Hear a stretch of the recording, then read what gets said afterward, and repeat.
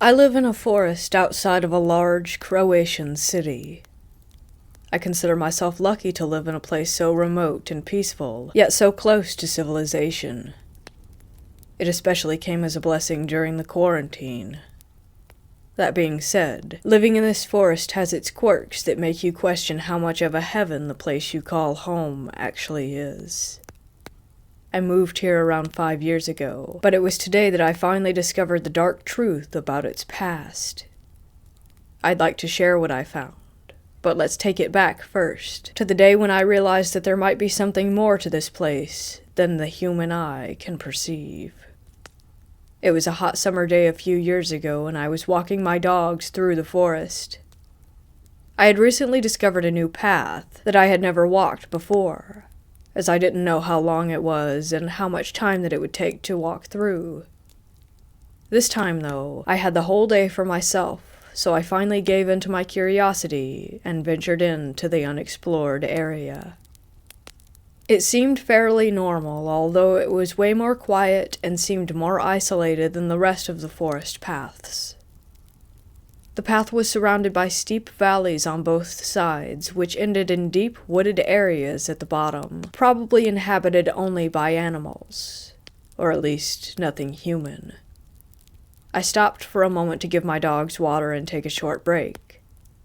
I was sitting on the ground while they drank, and I was enjoying the calming sounds of the forest, until the peaceful atmosphere was sharply interrupted by something downright disturbing. I heard a human voice shouting from the bottom of a valley. But not just any voice. It was my voice. And it was calling my name. I stayed there for a couple more moments, just to make sure that I was hearing it right, as it didn't make any sense. Sure enough, it was calling my name again and again. I got up and ran home as fast as I could. Every step of the way I felt watched, and more paranoid, as if I were being chased. I did my research at home. I wanted to find an explanation as to what had happened to me. It fit the profile of a Skinwalker. I don't feel entirely confident to conclude that that's what it actually was, though. As I already said in the beginning, I'm from Croatia, and I don't know enough about skinwalkers to know if they can be found here, if they even exist. Anyhow, that possibility didn't make me any more comfortable. Unfortunately, it wasn't a single event. This was only the beginning of strange happenings for me in that forest. I have a hard time falling asleep, so I usually go out for a nightly stroll up and down the street before I go to bed. My street is surrounded by forests, but it didn't used to scare me. I was used to the way the darkness looks material in the trees, and I made peace with being exposed by the streetlights to anything that lurks within.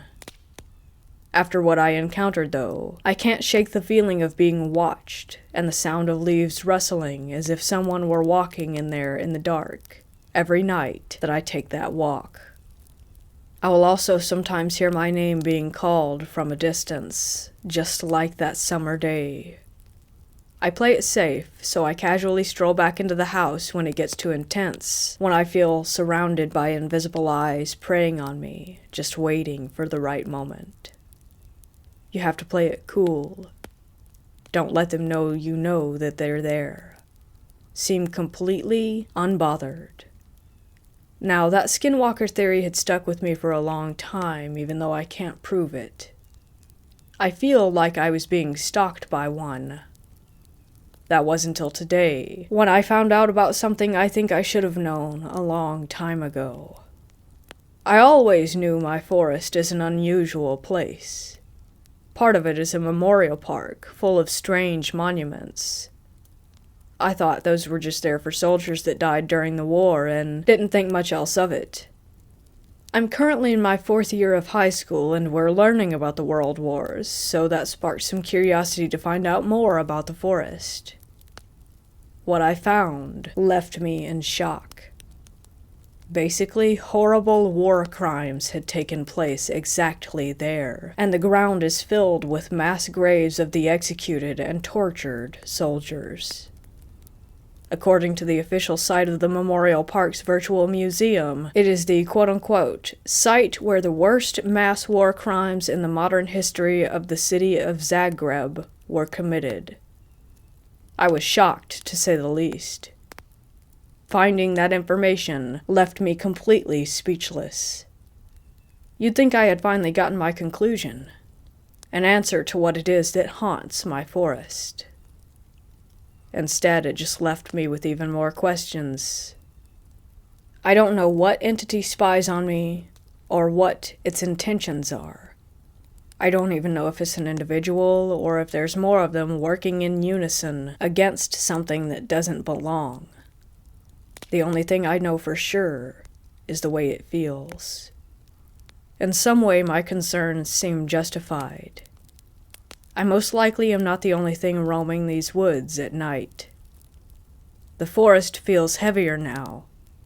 The weight of the truth combined with the burden of worry leaves the night air tingling with tension. Oh, how the tables have turned. The presence I worry about the most right now is me.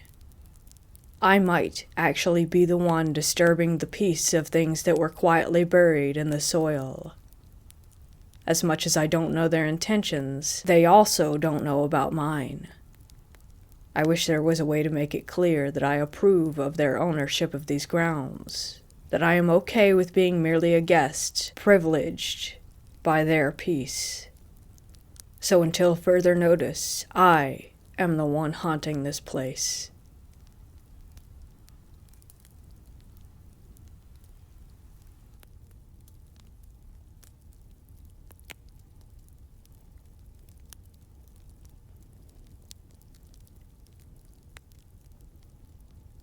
I want to start this off by saying that I only talk about this because it's part of my healing process and helps me to deal with the trauma of losing my infant son.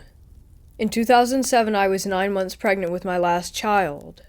I had had preeclampsia with previous pregnancies and a placenta abruption with a pregnancy 7 years prior, so I was being monitored very closely.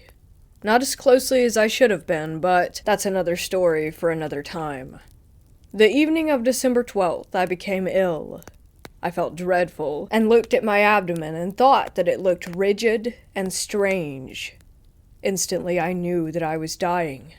I can't explain it, but simultaneously I heard a whisper in my left ear, a soft, gentle whisper that said, "The baby has died." I instantly thought I was losing my mind and yelled at my son to call 911. We were in the middle of a winter storm, so our phones were dead. I finally got a neighbor to call my husband, who took me to the maternity ward of a large hospital. One of the most experienced nurses happened to be on duty, thank goodness, because I coded when I got to the floor. I'd had a 3rd-degree abruption. 4th degree is death. I spent 2 weeks in the hospital and had to go on dialysis for a while. My ammonia levels were high, so for quite a bit I thought that I had given birth. I did get to hold him. He was beautiful, with dark curls. When I got to the medical surgery floor, I was coherent and trying to come to grips about why this had happened to me. One night, I had awoken to voices. I thought it was my family in my room. My eyes were closed, but I was awake and heard what sounded like 20 people talking to me. I was lying there, trying to understand what they were saying about me, but all the people were talking so fast and in a hushed tone. I opened my eyes to find no one there. Not one soul. What scared me was that as I opened my eyes, one person said, "Shh." A second person said, "Shh." Then there was a collective, "Shh." I was terrified, in a dark room with the door shut, and I had a hard time moving around because of my emergency C-section incision. I started calling for my husband. He didn't answer. He would often sleep on the floor, beside my bed on a pull-out sofa chair. Suddenly, a small, olive-toned girl of 6 or 7 appeared beside my bed. She had 2 curly ponytails, and was dressed in 1970s-type clothing. I could not see her eyes, just dark shadows. She pointed to the other side of my bed and said, "He's over there." My husband had been on the left side of my hospital bed and was asleep. I turned back to face her, and she was gone. Having that experience in the hospital helped change my insight about death. I know that I will see my infant son again one day. I also think that the people's voices I heard may have been people that had passed away at that hospital, as well as the little girl. I felt no threat at all, but was frightened because this was so unexpected.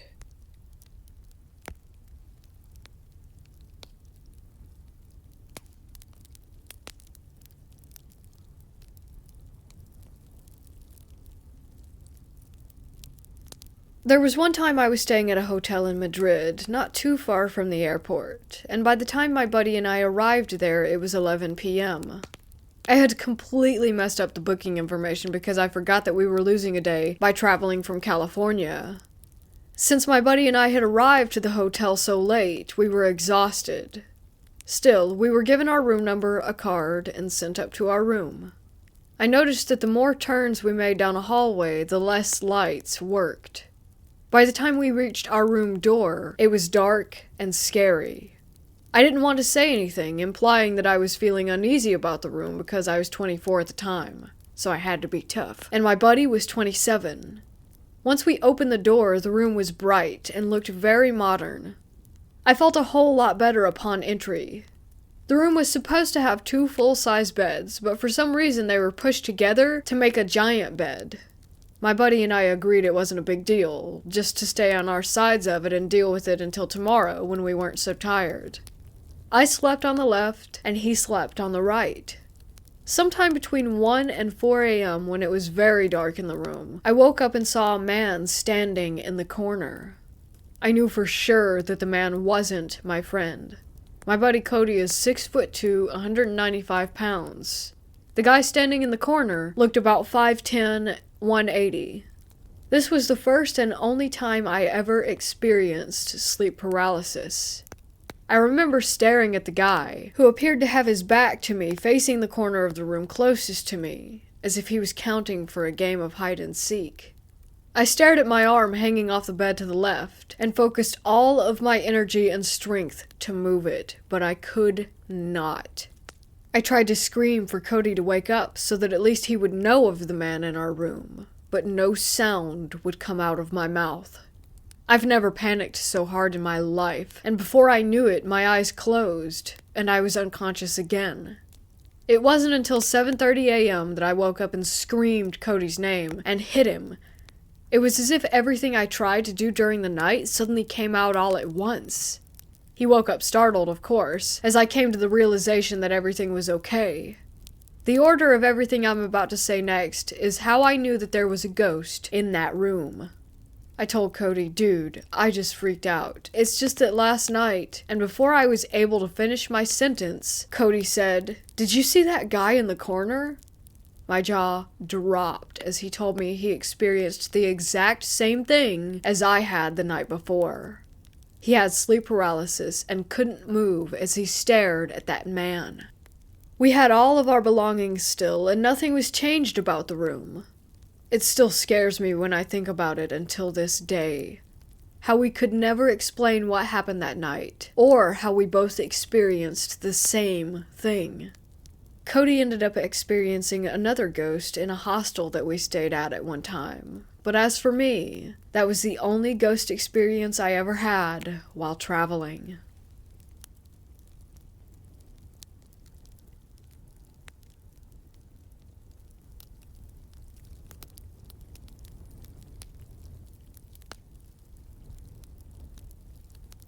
A couple of years ago, I worked at a hospital as security, and part of security duties for the second shift was to lock all doors downstairs in the basement of the hospital.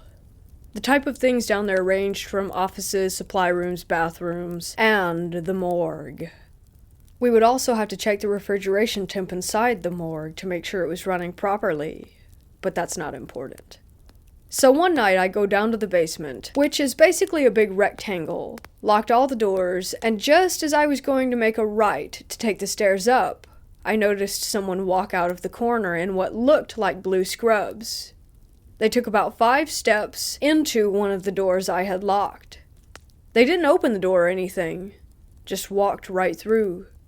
As security, I couldn't just brush it off because recently we had people steal from the supply room, so I had to check it out, especially since it was after hours.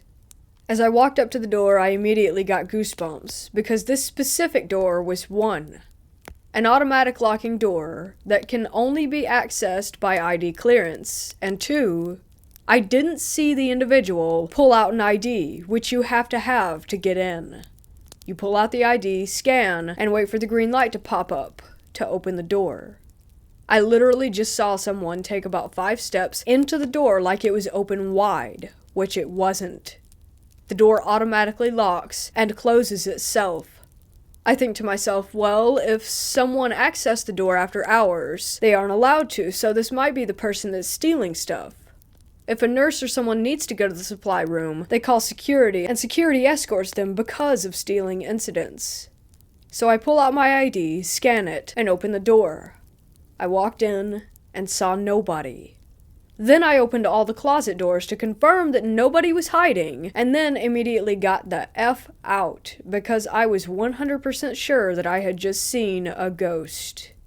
Later that night, I got a call from the ER department to escort a nurse down to the supply room. When I escorted her down there, into the supply room and told her what I had seen, she shuffled through some boxes in the supply room and pulled out the same exact blue scrubs that I had seen the ghost wearing. Except they weren't scrubs. They were the blue gowns that patients wear inside the hospital. So what I had actually seen that night was a patient's ghost walking around the basement. After this experience, I definitely believe in ghosts and the afterlife. To this day, I kick myself for not looking at the cameras that night.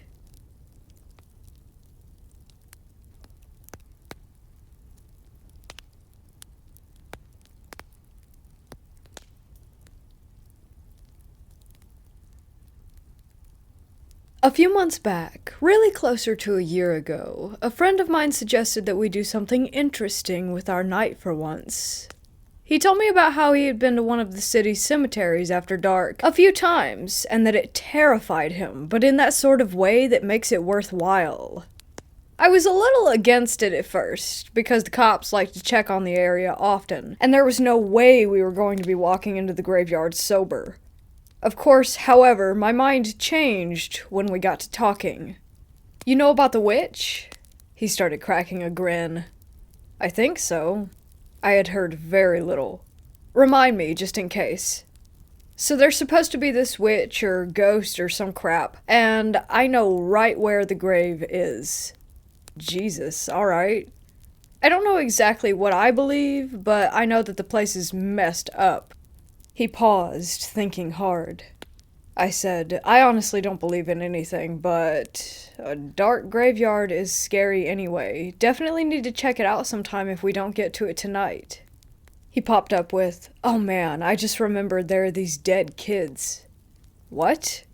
There's a bunch of graves together for this one family, and a bunch of them are these kids.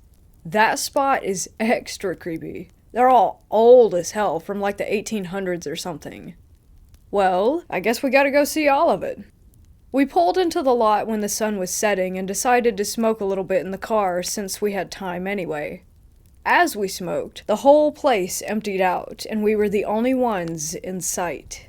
By this point, we were at a comfortable level of dissociative perfection, so we brought just a little bit of it with us. And, of course, my pack of cigarettes, which is no longer a habit of mine, but at the time was a means for managing stress.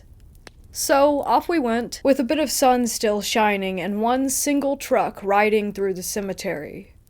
We figured it would be good to wait for the truck to leave, assuming it was a worker watching for any unwanted guests.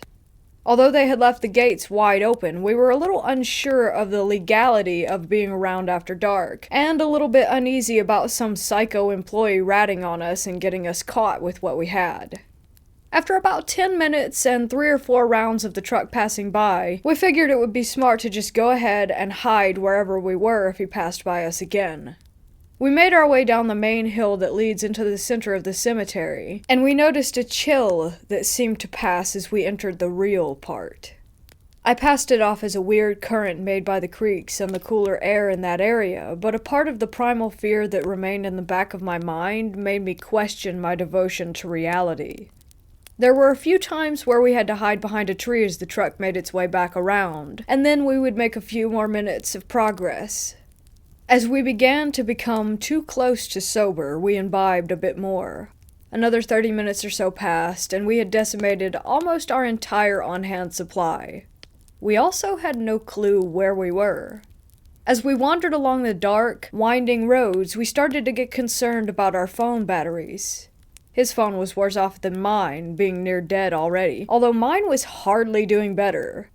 After deciding to keep them in our pockets for the time being, the dark and discomforting silence started to make both of us paranoid. It was, of course, a bit heightened by our habits. We also noticed something else that was upsetting. We had started to go around in circles. As we realized this, I had the first real wave of fear for that night come rushing over me. I could swear that someone was inside one of the mausoleums with their face just barely out of view and moving around in the shadows. Dude, do you see that? On instinct, I grabbed for my inhaler. What? What the hell are you talking about? My friend said. In that, right there.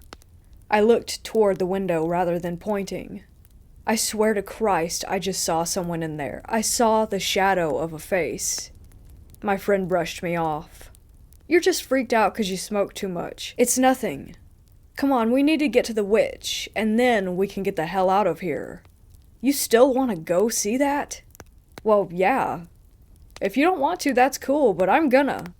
I mean, alright, I'm cool with doing that, but I'm just getting a little out of it. About 3 cigarettes and another hour later, we heard something unnerving.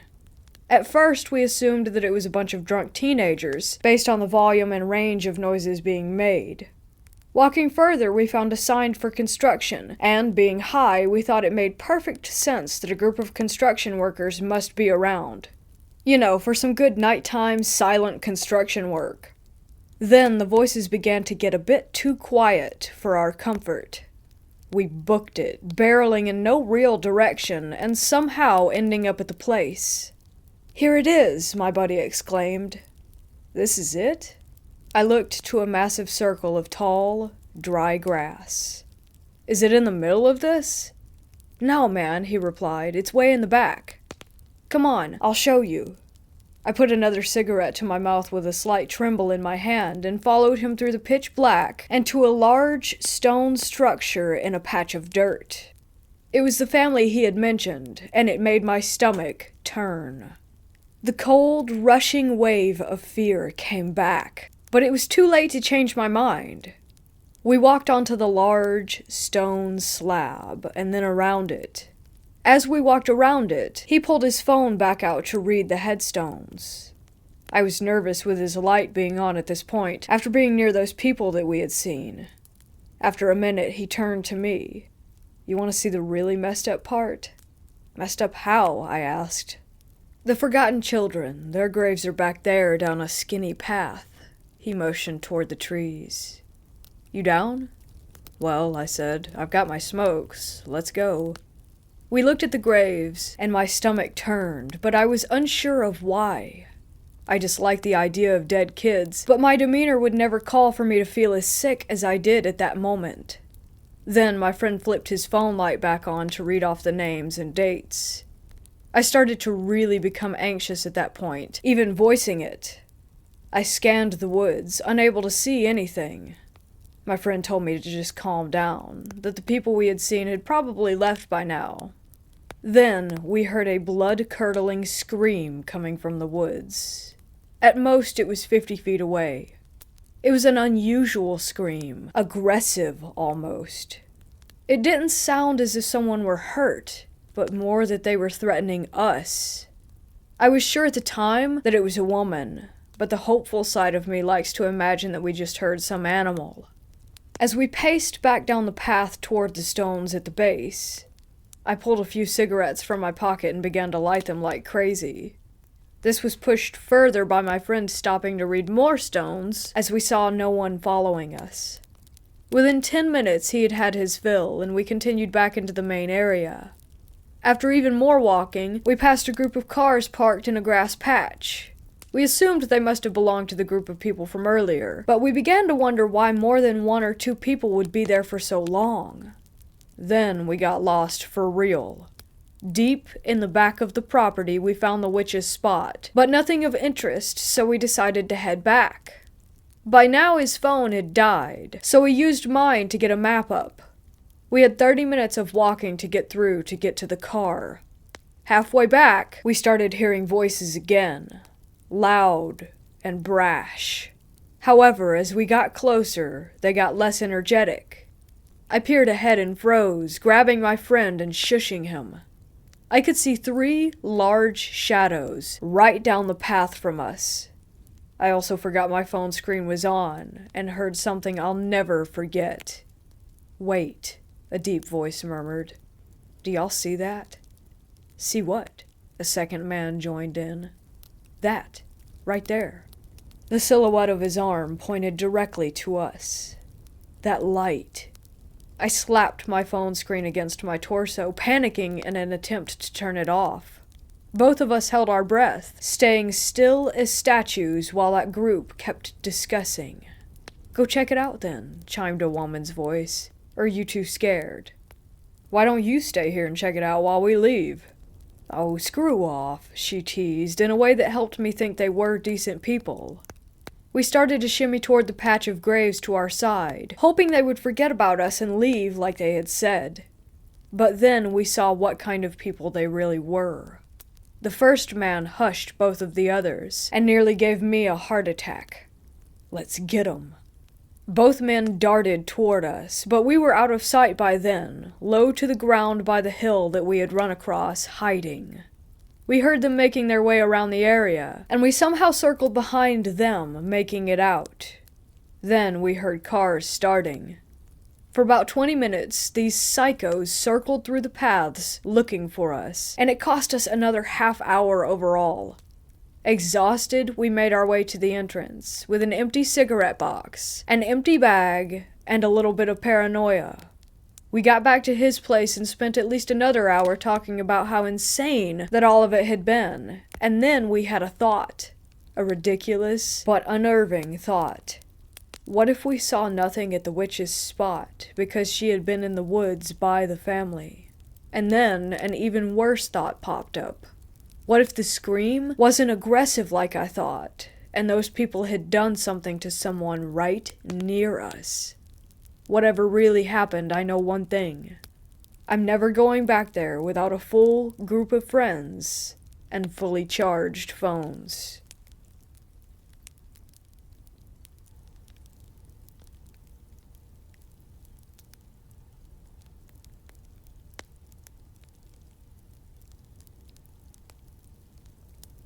So I'm a week out of the hospital after spending 2 weeks in there with COVID-19 and pneumonia. I have a lot of serious health issues, and barely survived my stay, but at the end of my stay, I was woken up at about 4 a.m. by the nurse coming in to give me more antibiotics and change my fluid drip. She left to get a new tube for the drip, and whilst she did that, I rolled over in my bed and saw an elderly man standing at the end of my bed with his hand on the bed at the bottom, as he was looking out the window. Initially, I thought it was one of the elderly gents on the same ward, wandering into my room again. It had happened multiple times, as they all had dementia or delirium, so I spoke to him and asked him if he was all right, but he didn't respond. I buzzed for the nurse and she came back in a rush, and the man vanished before my eyes, and I believe before the nurse's too, as she stopped and stared for a moment, before shaking her head and continuing. I tried asking about it, but she kept telling me that I must be dreaming. Every time she came back into my room, she looked at the same spot where he had been. I'm not sure what I actually did see that night, and I didn't recognize the man at all.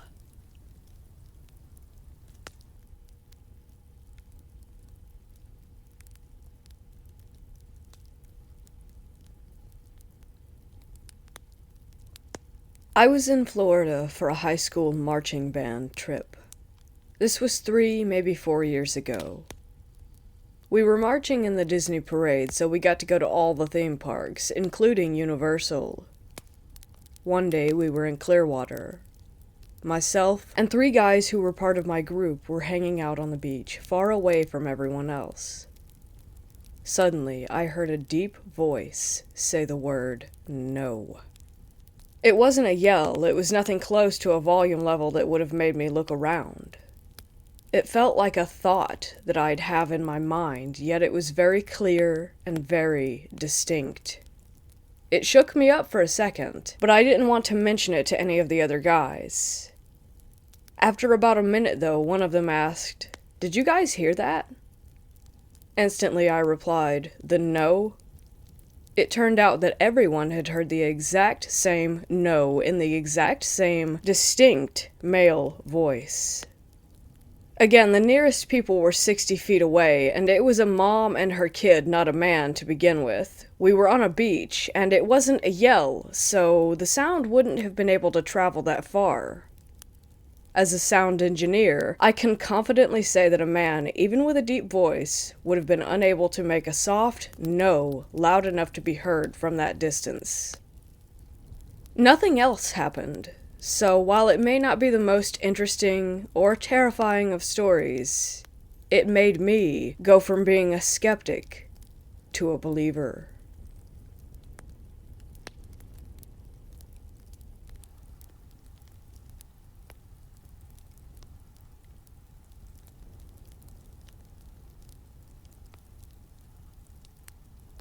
In 2017, I was in Northern Ireland for a college field trip.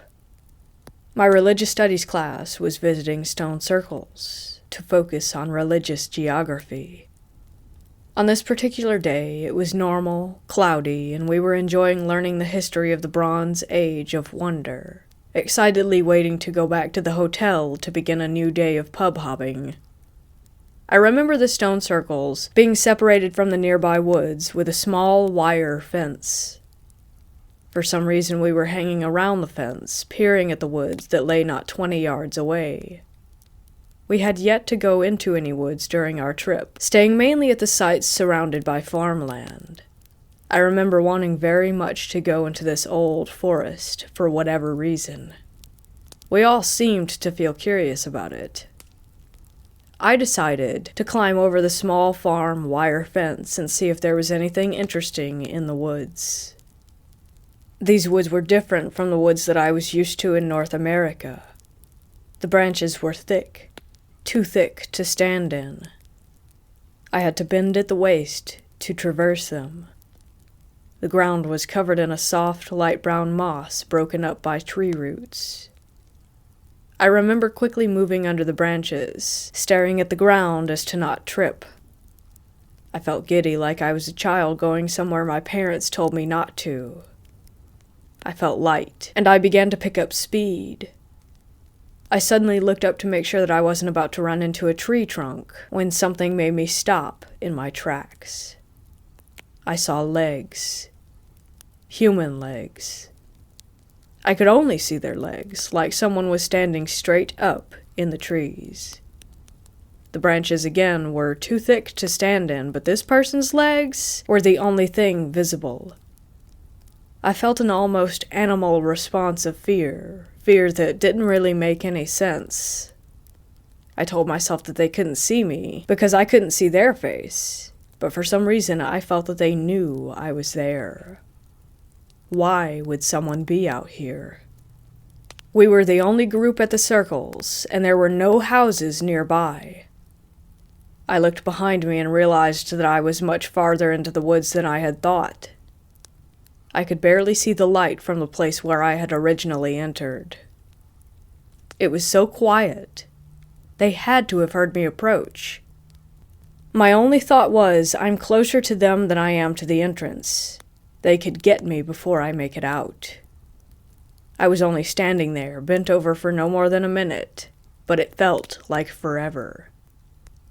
I didn't see them move, but I could tell that they were facing toward me, not away. I now really felt like I was somewhere that I wasn't supposed to be, only this time instead of giddiness, I felt nauseous. As if I were a deer and they a hunter, I turned and bolted. I flew through those trees, still bent to avoid collision. I didn't look down this time, stumbling as fast as I could, only focused on the light at the end of the trees. I felt the branches pull at my hair and clothing as I ran. I couldn't hear anything over my own breathing.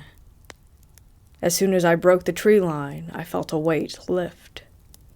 The group standing at the fence looked startled by me bursting out of the forest. I told them that I thought I had seen someone, but it almost felt wrong to talk about it. We left soon after. I have no idea what it was. Was it a person hanging out deep in the forest? Was it a fae, a spirit, the green man? All I know is that it felt otherworldly.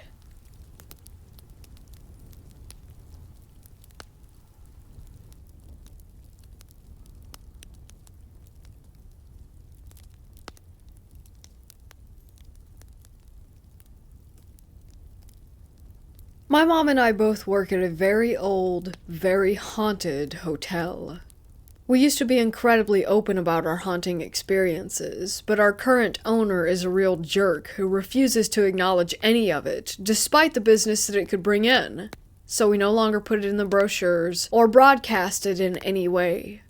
But I guess it makes it all the more convincing when the guests tell us crazy stories, as they usually have no prior knowledge of the hauntings or even the history of this place. Which is a real shame, because the building has had some serious connections to incredible people who played a major part in founding the country.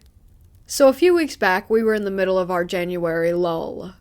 Every year during that month, a lot of us get laid off because we're not needed, so it's pretty quiet around here between the lack of both guests and employees. However, this night we did have 2 guests check in, both of whom were local, and they were celebrating a special occasion as the guy had flowers delivered to the room before they checked in. They went to the restaurant to eat dinner, and then went to their room shortly after 9 p.m. At 10:45 p.m., my mom was startled to see them standing at the front desk with their luggage, looking pale and terrified.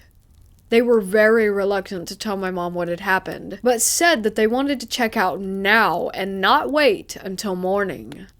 My mom has seen this look on guests' faces before and finally coaxed the truth out of the guy. Apparently, they had went to bed a bit after 10 o'clock, and half an hour later they shot awake to a great crash and the sound of glass breaking. They scrambled out of bed and flipped the light switch on, and could not believe what they saw. The massive, heavy glass lamp on the bedside table had been knocked off onto the floor, where it lay in pieces next to the alarm clock, as though someone had just taken their arm and swept the whole lot off in a rage. After seeing this, the couple grabbed their things and bolted from the room. When they were checking out, they were so embarrassed that they didn't even want a refund and refused my mom's offer to move them to another room, even though it would have been a huge upgrade.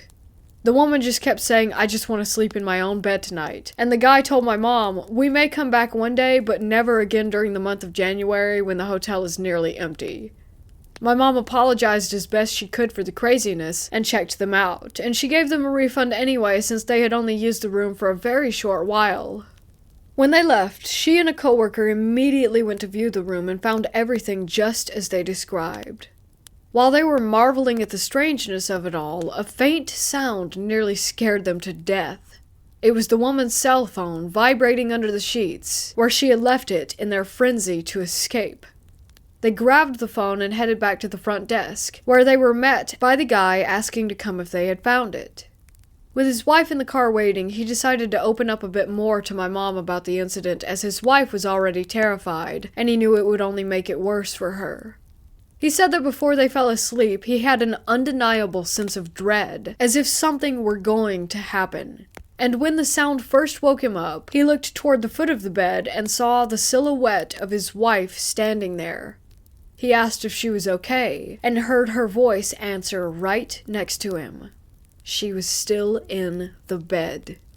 We've had people hear voices and music, see apparitions, and capture incredible images on camera, one of which was a young man dressed in colonial-era clothing, and you can see him clearly down to his hair and belt. But for someone or something to sweep a lamp and clock off of a table so hard that it breaks the lamp is very unusual. Our phenomena is very rarely of the physical variety, so I am not sure what to make of this. I myself have never been frightened of whatever is here, maybe because I'm a history lover and would almost welcome the prospect of seeing someone from such a long-gone era. As to who the woman was that this guy saw at the foot of his bed, I have no clue. We have a very well-known female spirit in the hotel, supposedly from the era when it was a Civil War hospital, but the building also served as an elite college for women and of course was a home when it was first built. It could have been anyone for all we know.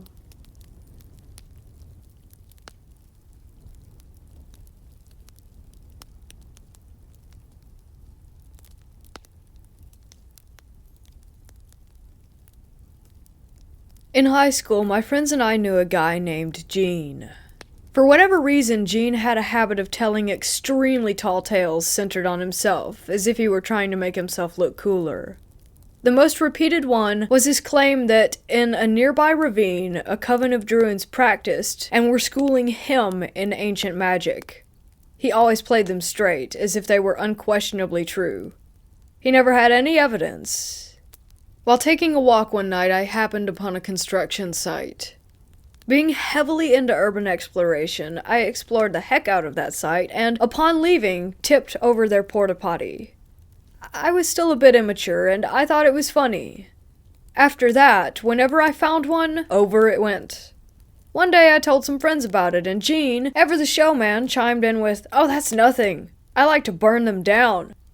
Arson was most assuredly not our thing, and we knew that Gene was full of it, so we were just surprised when, calling his bluff, he offered to prove it by showing us the fruits of his labors. 5 of us piled into the car, only one of us had a car, and followed Gene's instructions. The site was in a rural area with lots of big hills and dense forest, common in the Pacific Northwest. At a sharp elbow on a 2-lane road was a gravel turnoff leading maybe 100 feet into the woods to a gravel parking lot. This was the starting point for a number of hiking trails. There were no lights there, and the street light out on the road didn't show very much through the trees. Also, there were no other cars.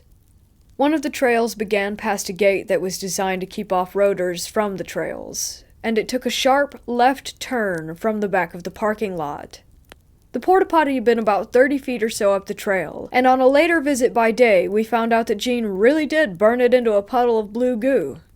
That night, we didn't make it there. We had a couple of flashlights, and we all started up the trail as a group.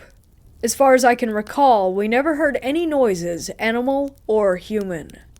We got about halfway to the spot, then all of us stopped walking. Someone whispered, "Do you feel that?" And we all bolted down the trail, piled back into the car, and got the hell out of there. Once on the road, we compared thoughts. I felt what everyone else did. The deepest, most intense, raw fear that I have ever endured. It was like we suddenly faced impending death. It clearly indicated, I need to leave right this instant. I can only guess that there might have been a cougar or something, as they've been known to attack hikers, but we saw and heard absolutely nothing. I've read that if a little voice in your head tells you to do something, it's a good idea to listen. Part of me wonders if Gene's porta potty fire pissed off some forest spirit or something. I've been back to that trailhead a few times during the day to show friends where this happened. I've also brought a friend who's quote-unquote sensitive, as they say, and they didn't pick up anything. I've had a few odd experiences, including seeing a couple of ghosts, some strange lights in the sky several times, and some other stuff. This is the only unexplainable experience that I've had which was deeply scary.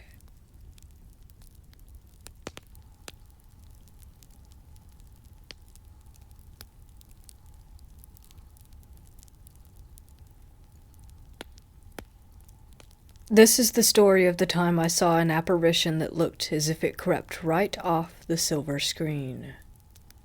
This encounter happened in the late summer, early fall of 2007. I was in the 4th grade and my family had just moved to the absolute boonies of Mississippi.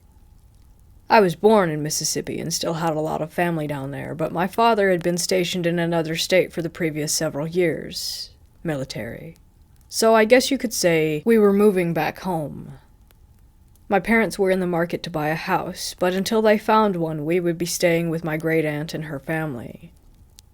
My aunt had a beautiful but slightly run-down 100-and-something-year-old home in the woods on the outskirts of an abominably small town. In order to get to her home, you had to drive down a 1-lane dirt road through the woods. On this particular afternoon, my sisters and my cousin, who was about our age, were playing tag in the front yard of my aunt's home. Now, you need to know a little bit about the layout of this yard. The yard was longer than it was wide.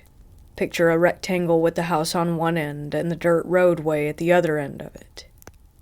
If you're looking at the house from the road, the right side of the yard is bordered by muddy soil, thick trees, and bamboo that creates a sort of natural border to the property. On the other side of the yard is a length of tropical leafy bushes about waist high that run from the front of the porch almost down to the road separating the yard from the driveway, just on the other side of the plants. Near the road in the middle of the yard was a ginormous old oak tree dripping with Spanish moss. Now back to the game.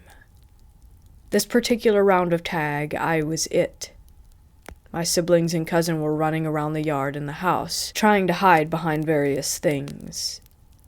As I was scanning the yard, I noticed the figure of a girl with long, straight brown hair, peeping her head out from behind the big oak tree. She was wearing a dress that fell below her knees, which was very different from what the rest of us kids were wearing, namely cut-off jean shorts and stained t-shirts. I thought it was odd to see someone there, since I could have sworn that I saw all of the girls run in the opposite direction toward the house, but I figured I would go and check it out anyway. As I made it to the tree, I looked behind the trunk, and there was no one there. I was beyond confused at this point. My 10-year-old brain didn't immediately jump to ghost. It was more along the lines of, who the heck was that? The tree was in the center of the yard, with no other trees or shrubbery within 20 or so yards, so if the girl would have run up from behind the tree, I should have seen her. By that point, I started scanning the yard, and my eyes happened to fall to those tropical bushes that bordered the driveway. Crouching down near the bushes was the same figure of the girl. I remember her squatting near the leaves and peering in my direction when I noticed that she had no face. She was completely absent of any facial features, eyes, lips, and nose. Her face was just a smooth expanse of flesh-colored skin. It looked like something straight out of Silent Hill. I must have looked away, and then she was gone. I have never seen this apparition since. Now, I honest to goodness recall this encounter just as I have described above, but it was also 14 years ago. It's quite possible that my memory is faltered in some aspects, or as exaggerated in others, but this is how I recall it. Either way, it was terrifying.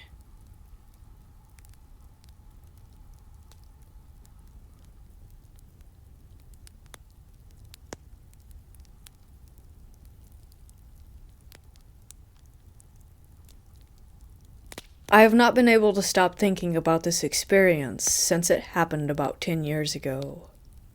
I have never felt anything like it. Myself and 2 friends went for a walk in our local forest.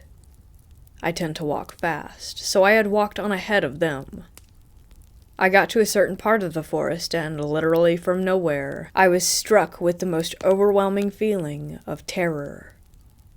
It was so strong that it literally stopped me mid-stride. I froze and could not move. I was petrified. There was nothing and nobody else around. Then I get what can only be described as a certainty in my head. It couldn't be accurate to call it a voice, rather an overwhelmingly strong sense of knowing that I needed to look to my left. I did so. There was still no one and nothing there, except for a big crack in the side of the rock face that basically made for a small cave. Whatever it was, I knew that it was in that cave, but physically there was nothing to be seen. I am not easily freaked out. I cannot impress on you enough how utterly terrified that I was in that moment. And this was the middle of the afternoon. Had the next part not happened, I could have dismissed this and thought little of it. But it did happen.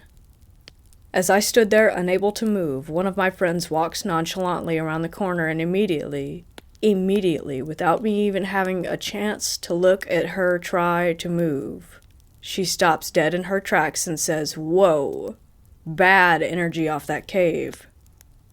I try to stumble out some explanation of how I am feeling, but I can't. My brain was literally scrambled by fear. A minute later, our male friend appears. Both of us women start trying to explain to him what was happening, because he felt nothing. He approached the cave to look in, and we two grown-ass women are begging him not to get too close to it. I was actually on the verge of tears. But again, he felt absolutely nothing. He took a long look inside and reckoned that we were both just being a bit hysterical. It was the weirdest thing. Whatever was in there was just gone in an instant the second that he appeared. I've always had an uncanny knowing that whatever it was did not intend to harm us. It just wanted us to know that we needed to walk the F away from that area, and that it was willing to harm us if it needed to. Oddly, I have such a clear image in my head of the spot where this happened, and I know that forest like the back of my hand. Over the past 10 years, I have looked for that cave and that rock face many times. I have never been able to find it again.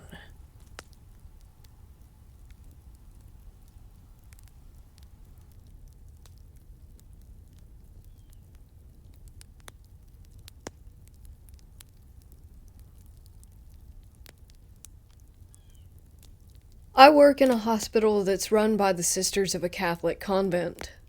This hospital is pretty old, set almost in the early 1910s. Needless to say, quite a few buildings on the campus are ancient and eerie. No feet. I had night duty a few days back, and since there weren't any patients to attend to, I went to sleep in the room assigned to me in the emergency room itself. A few minutes in, I felt extremely cold. It was the peak of summer, and this coolness just didn't feel right. I got up, switched on the lights, and went out calling the nursing staff. I told them I didn't feel comfortable sleeping in there tonight. They were more than happy to entertain me for the rest of the evening. One of the staff is a dear friend, and she asked if I wanted to hear a ghost story. I jumped in because now we were a crowd, and there was no reason to be afraid. She told me about this incident in the baby ward. It was the middle of the night. A mother walked up to the nurse's station requesting for a bowl to feed her child. One of the nurses noted down the details, mother's and baby's name, and handed over the bowl. A few seconds later, the same nurse happened to look back and saw that the woman had no feet and was floating away in the air. She pointed to the other sister as well. After recovering from what they had seen, the nurse fired up the system to check the patient's name, and to their surprise, the discharge summary by the baby and mother's name showed up. The mother had died of postpartum hemorrhage after delivering a premature baby, and the baby too had passed away a few days later due to some neonatal infection. C floor. This floor consists of private wards and is pretty posh. There's a call switch for each word which the patient rings in case they need something, and the bell sounds in the nurse's station. One of my usual nightly duties, I was typing a discharge summary when the bell to Ward 7 rang. The nurses were on break and seemed to not hear it. My senior asked me to go check on it in case it was our patient. I got up and walked through the dark corridor in search of room 7, which was at the end of the hallway. The lights were off, and it seemed like whoever was inside was sleeping. I knocked, but nobody responded. A strange sense of fear crept through me. I ran. I reached the nurse's station. My senior looked up to see me breathing heavily. He asked if I was all right. I told him that the room was dark, and that no one opened the door when I knocked. The nurses walked in at the same time and told me that there was no one admitted in Ward 7 and that the bell often rang like that. They wouldn't react unless someone was admitted. SICU bed number 1. The curious case about this bed is that no matter who ends up on it, eventually dies, no matter how young or healthy that the patient is. The incidents have been pretty unnatural over the past few months, and there's no scientific explanation. Just a few days back, a 22-year-old boy was admitted for gallbladder surgery, was shifted to SICU after surgery, and a few hours after shifting, he developed breathlessness and died before intubation. Doctors usually do not like their patients to be assigned to this bed. Even if the SICU is full, as soon as a bed vacates, a patient from number 1 immediately gets assigned a number 2 bed. There's no backstory about this. At least, not that I'm aware of.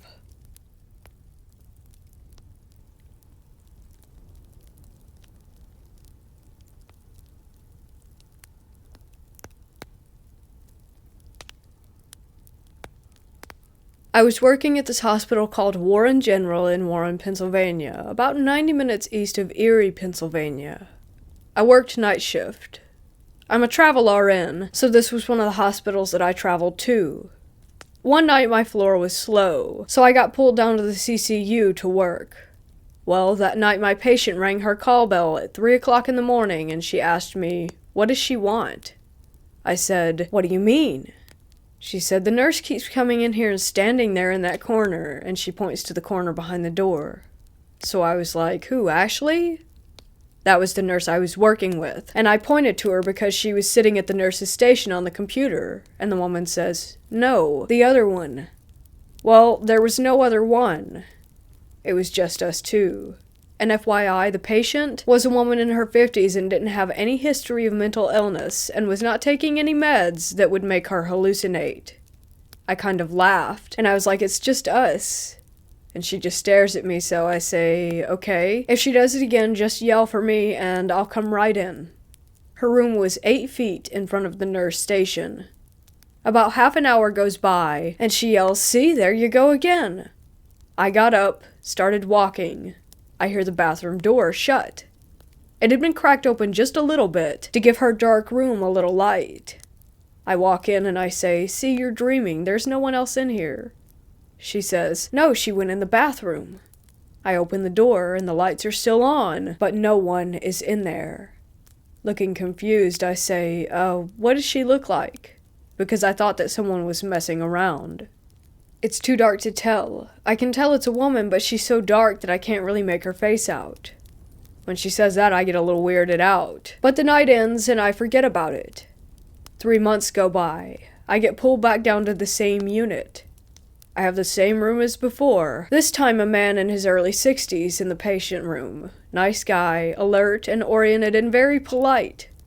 Night is going good. It's about 3 a.m. and his call light goes off, which means he needs something. So I walk in and he says to me, "You are my nurse, right?" And I nod my head. And he says, "Well, why does that lady keep coming in here and standing in that corner? What is she doing?" What? I almost crapped my pants instantly. This was 3 months later. Same room, same thing. I said to him, "Honestly, I think it's a ghost, sir." And he laughs. And I say, "You're not the first person to say that." I started telling everyone about it, and then I find out that the entire second floor has a nurse that's seen every once in a while. I guess in the 1990s, a nurse who worked there committed suicide.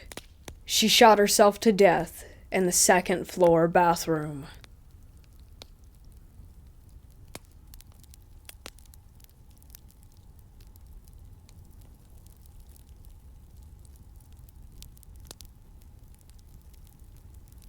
Before my best friends and I were separated, one passed away, the other moved away.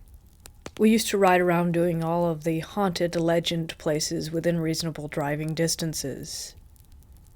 Sometimes we would drive for a few hours, but most of them weren't scary other than the adrenaline-filled, hyped up, "Did you hear or see that?" that would cause us to get spooked. This one was different.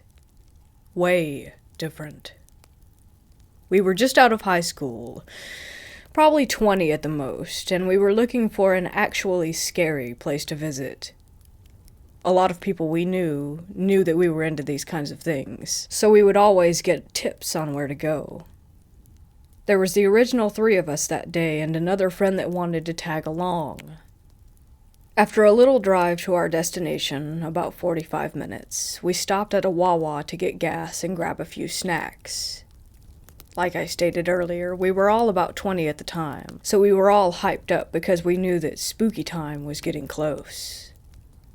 We'd always pick on that other friend that tagged along. Nothing harsh, but just, you're scared.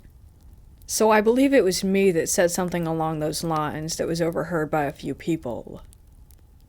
It got the attention of other people in the Wawa, including these 2 creepy, older guys who seemed like they didn't fit in. Their clothes were all beat up and dirty, and they just didn't seem right for the area, and the time was probably 8 p.m. on a Saturday night. "What's the little one scared of?" asked one of them.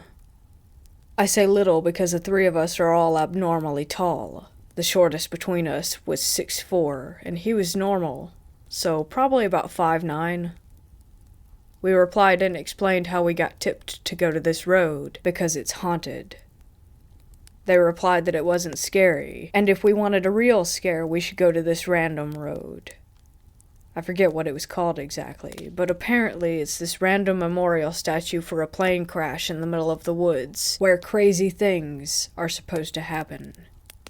We grabbed our stuff, didn't think anything of it. As soon as we left, the group started talking and decided to go with the other road that the guys had hyped up. I know. A typical horror movie what not to do. So we get to the entrance of the road, and already it did not disappoint. There were woods on both sides, not one street light in sight. And I remember there was this, detention center off to the right, in the middle of nowhere. So the spooks already began from the moment that we hit the entrance. We decided to drive down the road and search for the statue. We noticed that there were trees cut down on the side of the road and laying parallel to the shoulder of it. We finally find the statue. About 5 minutes go by in silence, and we decided to enhance the scare factor by shutting the lights off. About a minute goes by and we see a shadow figure pop up from the statue. We all freak out as it starts walking toward us, but it was making movements that no human would normally be capable of. It was dark out, but this thing was black. It was darker than the woodsy sky, so we could make out some of it. It was huge. Like I said earlier, we were all extremely large compared to the average guy, but this thing would have dwarfed any of us. We decided to peel out of there and continue down the road, figuring that it would lead us out. Boy, were we wrong. About 3 minutes go by, and we hit a dead end, which in this case was an open spot in the woods with sand everywhere. The cutout was massive, but surrounded by forest. There were different cutouts, and ways to go from there, and I'm pretty sure the road continued after this cutout, but we were pretty deep in the woods by that point. So we decided to turn around and leave, obviously. After we turn around, we stop to just take in the eerie feeling. The other 3 guys were talking about the shadow figure that we saw earlier, while I happened to catch something out of the corner of my eye. About 40 feet away from me, I see what appears to be a white face, and then another, and another, all surrounding the car. The other guys didn't see them, and I'm rarely ever scared, but seeing me panic, they all knew that something was up. My panic caused them to panic. We then floored it far away from the sand turnaround. We get about half a mile down the road, somewhat near the statue, and pull over to gather our composure before we get out of there. When we stopped, I swear I heard the most typical ghosty ooh kind of noise. This was now turning into a movie I wish that I was never part of. We were really scared. After finding the way that we had come, we started heading back out. Remember those trees I talked about earlier? They were now laying in the middle of the road, blocking us in, as we all see the white faces or masks that I had seen earlier.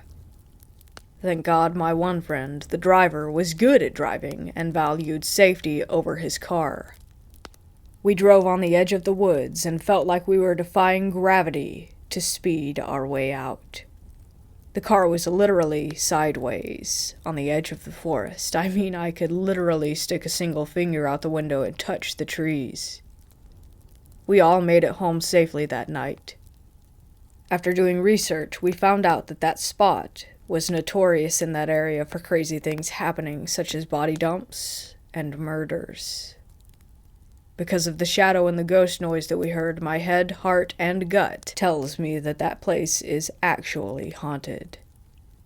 As previously stated, that place is famous for dumping bodies, along with the plane crash, so there's bound to be some spirits there. I think where we were that night was actually haunted, but we just happened to be there on a night when there were more things going on. I can't say for certain, but I'm 99% sure that we survived one of their setups that night. I'm 100% sure that I will never go back again.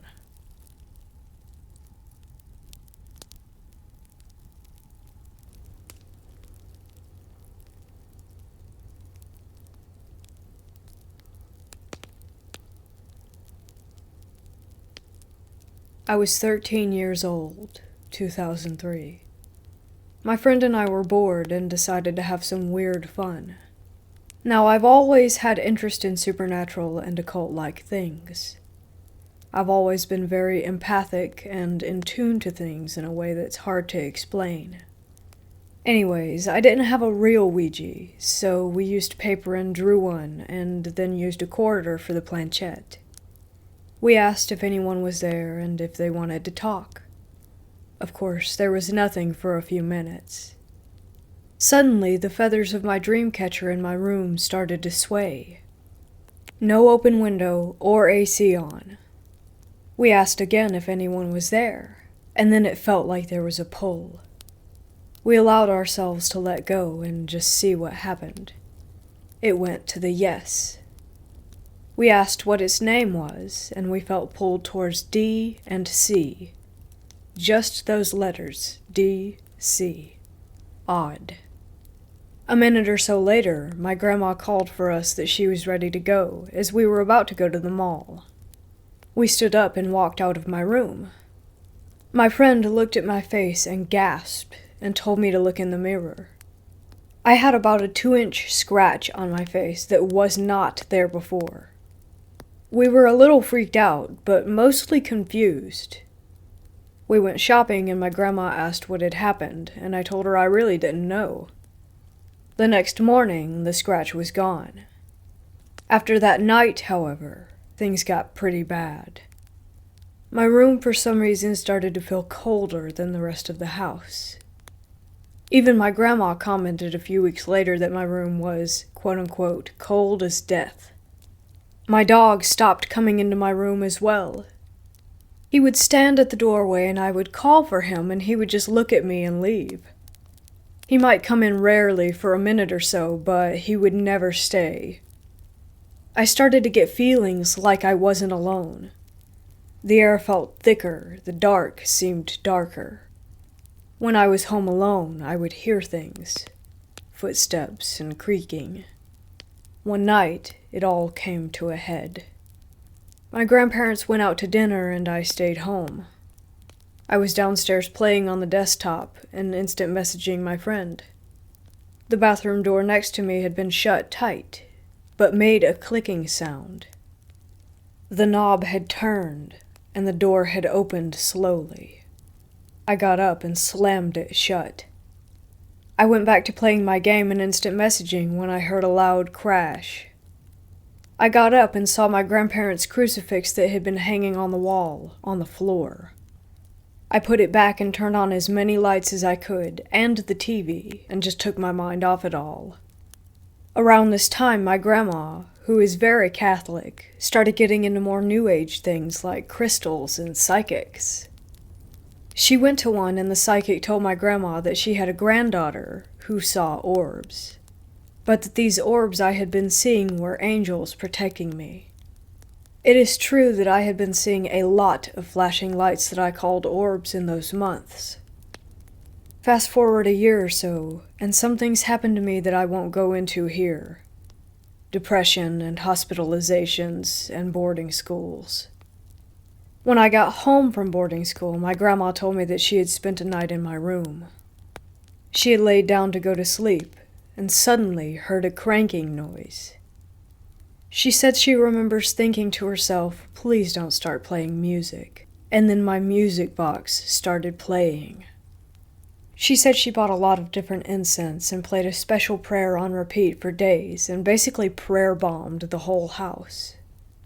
When I returned home, my room felt clean, like whatever had been there was gone. Safe. I stopped seeing the orbs as much. I never played with a Ouija board again, but I do love the designs. I have a Ouija board mug and a Ouija board mat on my dresser. I like the symbol and am not afraid of them, but I will never use one again. I have been tempted through the years to try again, hoping that maybe being better prepared I can have a safer outcome, but I just don't know if I want to take that chance of opening a door to any stranger knocking.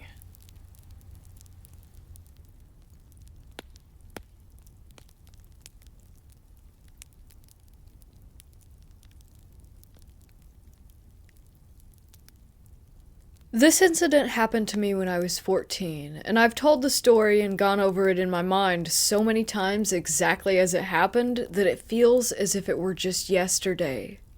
My uncle, 2 younger cousins, aunt, and I had gone up to the Rocky Mountains to have some fresh air and watch the stars. We went up a lot back then, when you were still allowed to at night. Now that park closes at 10, sadly, and our adventures such as this one ended about 3 months after this incident. Those two things are somehow inextricably linked in my mind. I can't help but wonder. We all 5 piled out of my uncle's AMC hatchback, a tight fit, and stood around the car on the side of the dark road talking about life and joking about Mothman. Betty, my aunt, was the first to hear a noise in the woods across the road to our left, but we dismissed it as an animal, and the adults and I, being older and in on the joke, tried to scare the kids. But a loud crash came from the woods, when no one had thrown anything, nobody had gone over there, and I'd had my eyes on the whole group the entire time, which meant that none of us were laughing now. My uncle chuckled nervously. "Let's get in the car." We got in silently. Something had changed. The wood was quiet except for the sound of the car itself toiling down the mountain, as something followed our car, moving the trees about 10 yards behind us on the driver's side where the mountains slanted down. Nothing but trees over here, I thought. What the hell could that thing be? Feeling the tension in the car, I took matters into my own hands and leaned out the back driver's side window intrepidly. It was still behind us, crashing through the trees and moving through the treetops, right after our car. My mind grew curious. "Go faster," I urged my cousin Brian. He sped down the winding road, but the thing in the forest followed. I looked at the speedometer. 35. We could do this. "Go faster," I said. It was keeping pace, but always just behind the car. I was livid that I could not catch a glimpse of whatever was big enough to make such a racket and bend the trees to its whim. I finally yelled at him to go faster, but again the thing kept up. Our tiny car was racing down the winding mountain road, sheer rock on one side of us, certain death on the other, our headlights the only things lighting the way down as we sped out the gate of the park, turned, and peeled down the paved road toward town. The kids were in tears. Brian nearly was too. Betty was silent, something which, if you knew her, you'd know the gravity of the situation when she actually chooses to shut up. Brian was yelling back at me and asking me what that thing was as I crawled back into my seat and buckled up. No, I said dejectedly. I couldn't see a thing. Months later, I tried to talk to my family about the occurrence, and found that none of them even remembered it except Betty. They had blocked it out of their memories, I guess from sheer shock, the poor souls. Even to this day, my uncle and younger cousins don't even want to talk about it. Looking back now and having watched a lot of Bigfoot investigations since, it's a likely possibility that what I didn't see was a Sasquatch. However, there were things even weirder than that in this local area.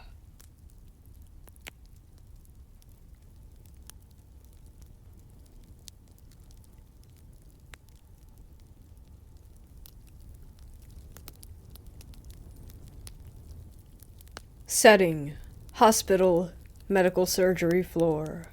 Profession: staff nurse. This happened yesterday, and I have 2 nursing students as living proof. We basically carry those indestructible Nokia cell phones around at work.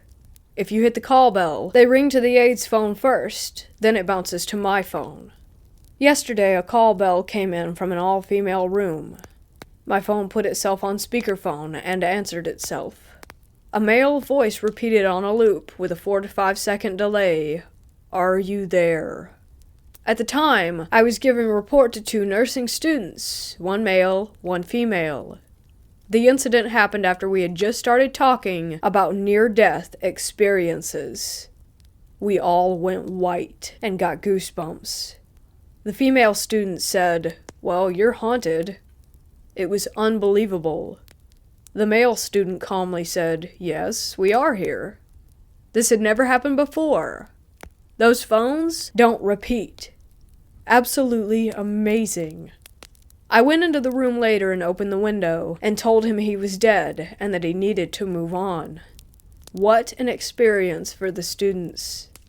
This has never happened to me before, but I hope it happens again, and that I have the courage to do what the male student did.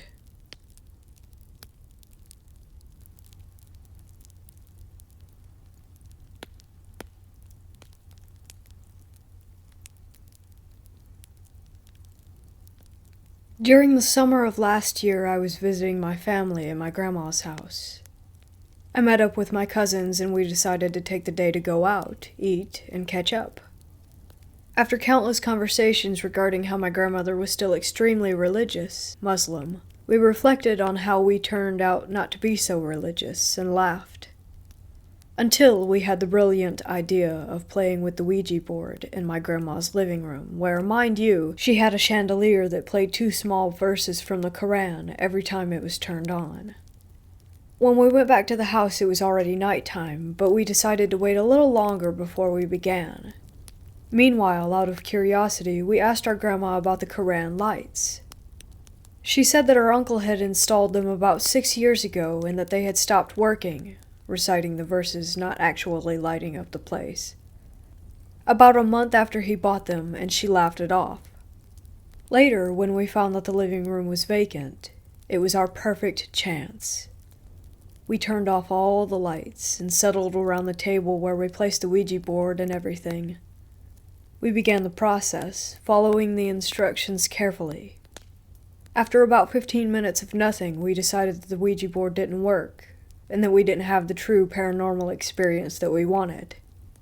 It was our first time playing, or trying to. We closed it up and I got up to go turn the lights back on, and the second I did so, the chandelier started reciting holy verses of the Quran. I froze in place and stared at my cousins, who looked just as shocked as me. I turned the lights off immediately and got out of the room while one of my cousins rushed to take the Ouija board out of the room as well. One of my cousins said that this is a warning from God, that a spirit had entered and that the Quran was pushing it away. I didn't believe him, but we turned the lights on again, and that time the verses didn't play. I thought it might have been a coincidence, a creepy one, but a coincidence nevertheless.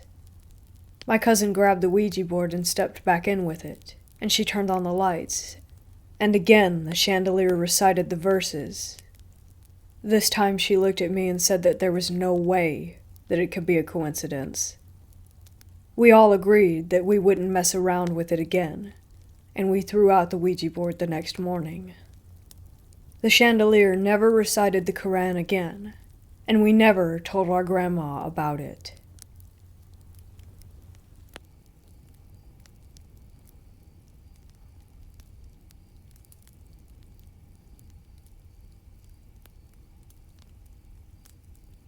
My mom had always told me that I was gifted. I could always feel energies. I had dreams of things that would come to happen. I wouldn't say I'm a medium or anything like that. I've never communicated with spirits. More so, I'd say I attract them. We hopped apartments a lot when I was younger, and no matter where we went, an entity would immediately find me. I'd have recurring nightmares, see figures, be scratched, etc. You could say spirits like to pick on me. Another random fact that will come into play later: I had bright blue eyes like my mother. We moved into this apartment, and things immediately went very, very poorly. I had a dream that only lasted seconds. I was in a bright white room, and there was this beast on the ceiling, and it looked into my eyes and roared. It was so incredibly loud. I woke up, and my mom and her boyfriend at the time had rushed to my aid because they heard me let out a scream that sounded like a deep, full-grown man's scream, not a prepubescent boy's. My eyes turned hazel with brown splotches, and have been that way ever since. I was terrified. We moved me into my big brother's room. That night, I felt a presence, opened my eyes, and I saw a shadowy figure reach out and try to grab me. I sprinted out of the room and slept next to my mom or on the couch in the living room from then on, but I always felt watched from the hallway leading to my bedroom.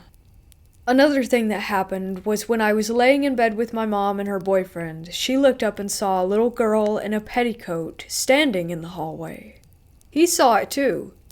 I was asleep and only knew this because they told me years later. Anyhow, everyone was being terrorized for months, and eventually we had enough. We hired someone to come in, and she immediately detected a demonic presence. She had informed us that the building used to be a medical waste facility. They'd dispose of and store blood in the basement. That sort of thing.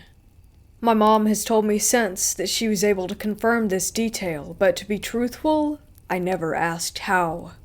Thinking about and speaking about this incident brings me terrible feelings. Anyhow, she blessed the place, and it didn't really do anything.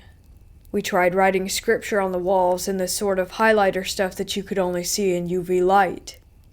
We put up some crosses, that sort of thing.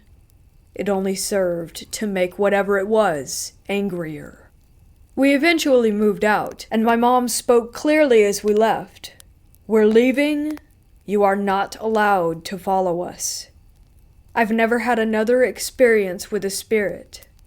A friend of mine who says that she is a medium, I'm not sure what I believe about this sort of thing, told me that maybe God, maybe a spirit, maybe myself, walled myself off spiritually from my gift. I think that maybe it was the same spirit tormenting me my entire life up until that point. When I think about this, tears immediately begin pouring from my eyes. I'm 20 now, and this was easily one of the most turbulent times of my life.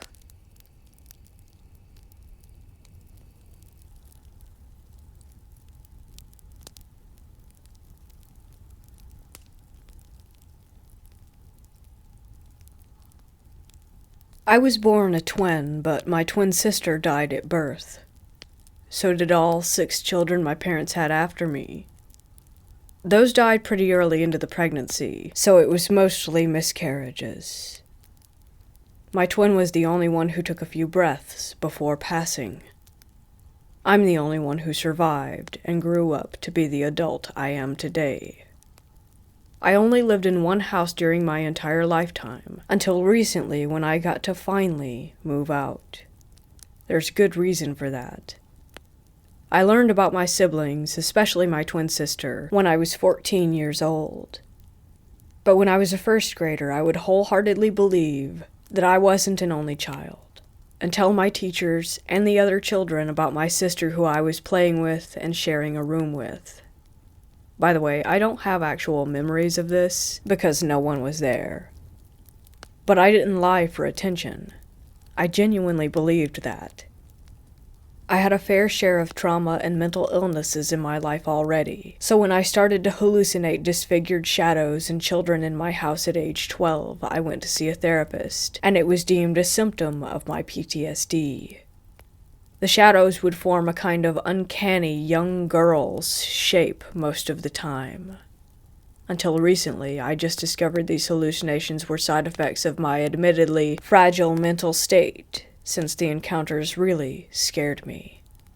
Sometimes it even felt like it would talk to me in a weird, unfriendly way. They stopped at the age of 14, when my mother finally told me about my siblings. But still on the staircase to my room and around the dinner table where those things appeared, I would feel watched or even chased, especially at night. Sometimes when I'm awake late, I hear footsteps up the stairs to my room, but they just stop in front of the last step and don't go back down, but seem to start from the bottom again a few minutes later. This changed when I got together with my boyfriend. He started sleeping over and spending more time at the house naturally, and I never told him about my scary encounters. So when we were still up at night and the footsteps occurred, which I had learned to ignore quite well, he looked up from his phone screen, clearly alerted, and my stomach dropped. He's a skeptic, so after he mentioned how the sounds were weird, he quickly got his mind off of it. A few weeks later, my boyfriend went to the bathroom at night. In the morning, he told me how weird he felt walking up the stairs. He felt like someone was watching or chasing him. I never told him about how I always felt this exact thing when I walk up those stairs. Those occurrences with him started piling up, until I got genuinely terrified of staying longer than necessary in that godforsaken house. Right after I turned 18 earlier this year, I started working my hardest to afford to move out. And I finally did it last week. So far, I haven't had scary encounters in my new home. Something is telling me that it was her the whole time. Since I was a child, she's been tormenting me. The way my skeptic boyfriend experienced it, the same exact way, without knowing, convinced me. I am not crazy.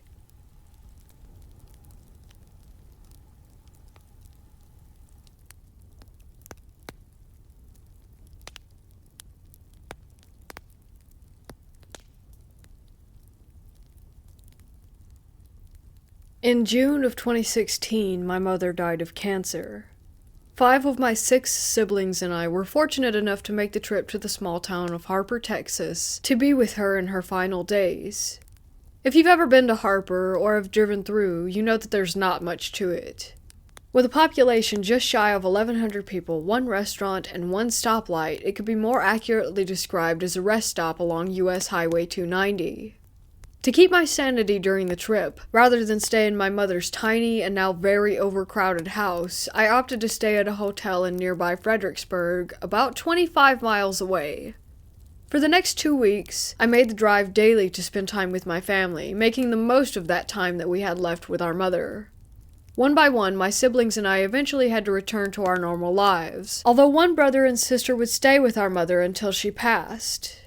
It was the hardest thing I have ever done, leaving my mother and knowing full well that I would not get to see her again in this plane of existence. I had a very early morning check-in time for my car rental and flight back to California. Since I would need to get up at 3 a.m. to drive the 85 miles to San Antonio, I felt it prudent to get back to my hotel in Fredericksburg and try to get some sleep before departure. Sleep did not come easily. Although I was tired and emotionally drained, it was still very early in the evening. After what seemed like an eternity of tossing and turning, I finally managed to doze off and slept for a few hours, until it happened. I awoke suddenly and opened my eyes wide, but did not try to move from the position in which I lay. I felt an unmistakable presence with me in the room, like someone had been standing in front of my bed and watching me. I slowly peeled back the comforter from my head, and still trying not to move, mustered whatever courage I had at that moment, and looked. At the foot of the bed, I saw a dark silhouette appearing to just stand there. Considering my emotional state at that moment, I quite literally said out loud, "Oh hell no," and just pulled the comforter back over my head, knowing the next time I looked, whatever it was I thought I saw standing there would be gone. What happened next was one of those moments that stay with you for a lifetime. As I lay there with my head covered, I held my breath momentarily and just listened. Seconds later, I felt someone sitting down on the foot of the bed. I could feel the bed shift slightly, and the weight of the comforter on my legs got significantly heavier. I remember being upright at that moment, throwing the covers off of me and saying, nope, no way." I got out of bed and now paced the floor, trying to both calm and reassure myself that I was in fact the only one in the room. I looked at the clock and saw that it was just after midnight, and then made the obvious choice that I would stay awake for the next few hours before checking out of the hotel and driving to the airport. I opened the mini fridge and found an energy drink, then turned on the TV and texted my wife about what I had just experienced. At 3 a.m., I was at the hotel front desk to check out and settle my bill. The night auditor was a very nice young lady who had greeted me with a smile, commented on my very early departure, and asked if I had gotten enough sleep. I shook my head and proceeded to tell her what had happened to me in my room earlier that night, still a little freaked out. Her expression now more serious, the auditor leaned forward and said in a lowered tone that she knew that the hotel was haunted. In the dead of night, she would hear children running up and down the hall, look, but see no one there. Chairs would slide across the floor in the nearby dining room, making an unmistakable sound she said she heard quite often. I paid my bill, thanked her for sharing her experiences in the haunted hotel, and was soon on the highway driving to the airport, homeward bound. I have experienced many paranormal occurrences at my own home, but never while traveling.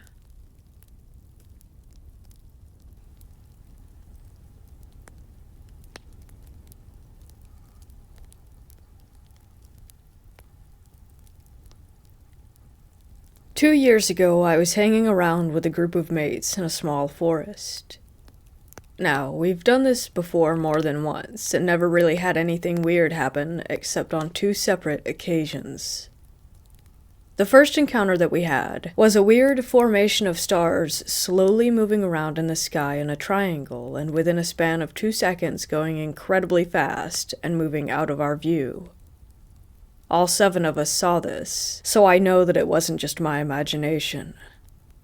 Now, the second encounter freaked us out the most. This happened at exactly the same location as where we saw the star formation. We were just casually hanging around in the midsummer, when around 2:30 out of the blue I saw someone standing near us. I should point out that he was standing behind one of my friends, who I had just talked to about 3 seconds before. Everything about this guy struck me as off-putting. I should also point out that it was about 30 degrees Celsius at this time, but this guy was wearing clothes that you would wear in Siberia during the winter. He also wore sunglasses despite it being nighttime. The moment that I saw him, I instantly felt an intense sensation of dread. The others felt this as well. I asked him what he was doing here, and he just said, listening. After he said that, he moved a couple meters, but there was something really wrong with the way that he moved, as it looked like this guy glided over the ground. Because he got closer, I told him to stay back, and he just looked at me. In that moment, my fight or flight was kicking in hard, and I got the feeling that this guy was a genuine threat, so I got ready to defend myself if he attacked us. But just a second or two after, he looked at me again and just vanished. Like we were all looking at him, and one moment he was there, and the other, he was just gone. After our initial confusion, we decided that we should book it out of there, and we just ran as fast as possible out of the forest. Just a few notes. We didn't use any substances that could have influenced what we experienced. We didn't consume any drugs, alcohol, or anything else. We also remember quite well what happened that day. We're also well known in that forest, and because it's quite small, we have been everywhere in there, and never have we found any signs of homeless people, or anything like that.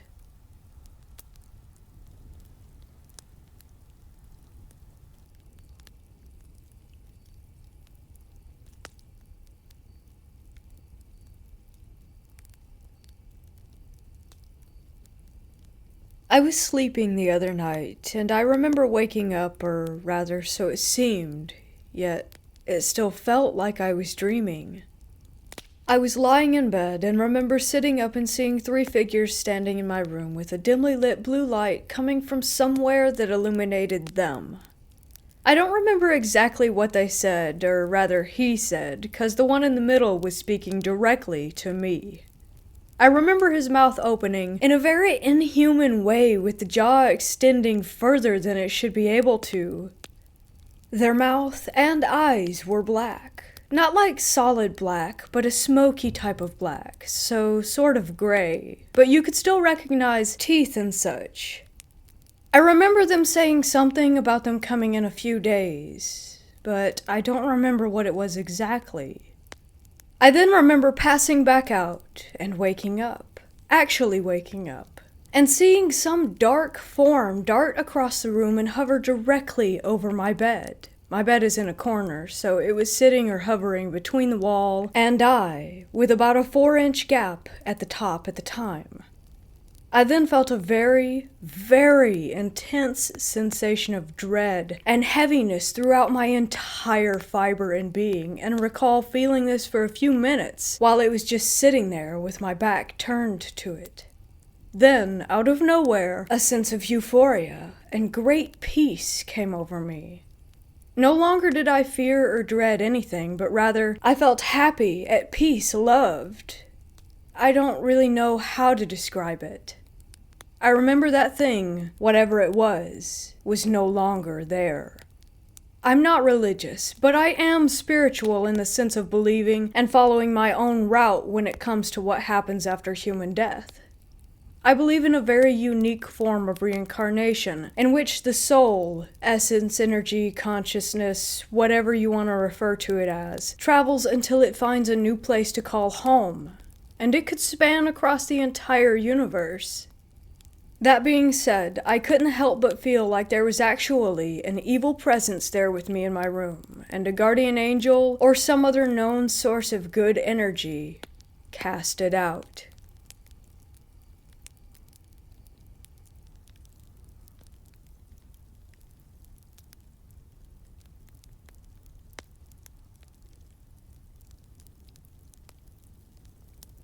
Me and my friends went into the forest that's in my backyard.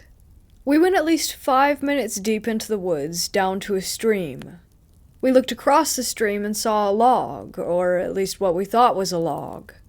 It might have been, but one of us pointed out that it seemed to have turned its head. We ran as fast as we could back out of there. This was during a sleepover. We went to sleep around 3, but I ended up waking up around 4 after hearing a noise. I saw a shadowy figure that immediately disappeared once I laid eyes on it. I haven't seen anything else since. It could have just been my imagination, but I could have sworn that I did in fact see it. And it had the same outline as what we saw from a distance earlier that afternoon. My friends and I told me that I was just being paranoid, but I don't think I was. So I checked it out again in the same place, and the log figure was gone. So I still feel as if that thing were not after me, but after one of my friends. 2 years later, and still, I haven't heard or seen anything of it. Although every now and then, I do get the feeling that I'm being watched.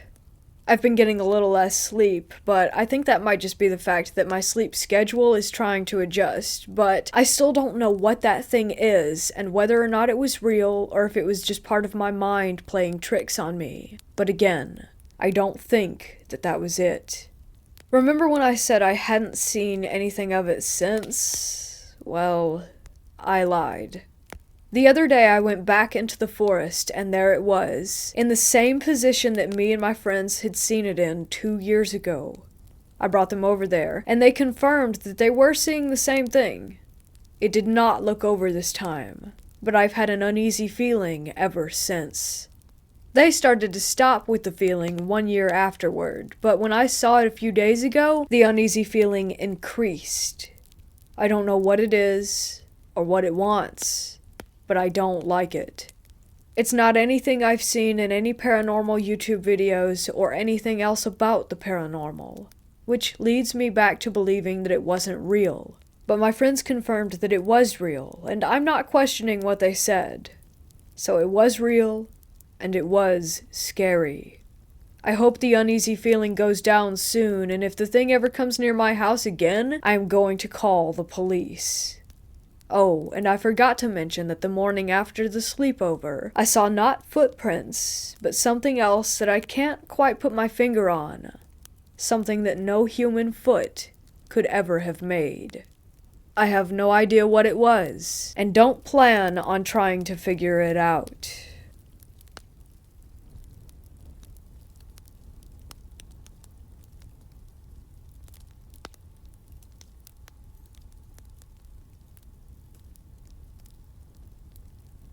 I was a sergeant in the U.S. Army and getting out from the military when President Bush ordered more troops into Iraq in 2003. I had just returned home into Austin, Texas when I was called into my local National Guard unit at Camp Mabry and told that I was being recalled to the Army, but the unit was already tasked out to deploy to Iraq. I was not part of their unit yet, so the commander offered to give me a waiver to deploy with a government contractor, Halliburton, in Houston. I knew that I would make more money as a contractor, so I took the offer. Not long after arriving in Kuwait at Camp Doha, I began working with the operations team overseeing logistics affairs. We would oversee the daily convoy of supply between Kuwait and Baghdad, a route riddled with IED incidents, small arms skirmishes, and almost constant breakdowns of Army and civilian vehicles.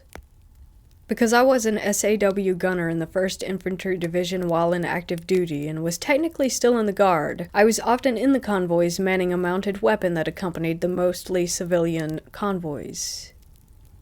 During these runs, we had a few strange encounters in an area south of Baghdad, known then as Camp Babylon.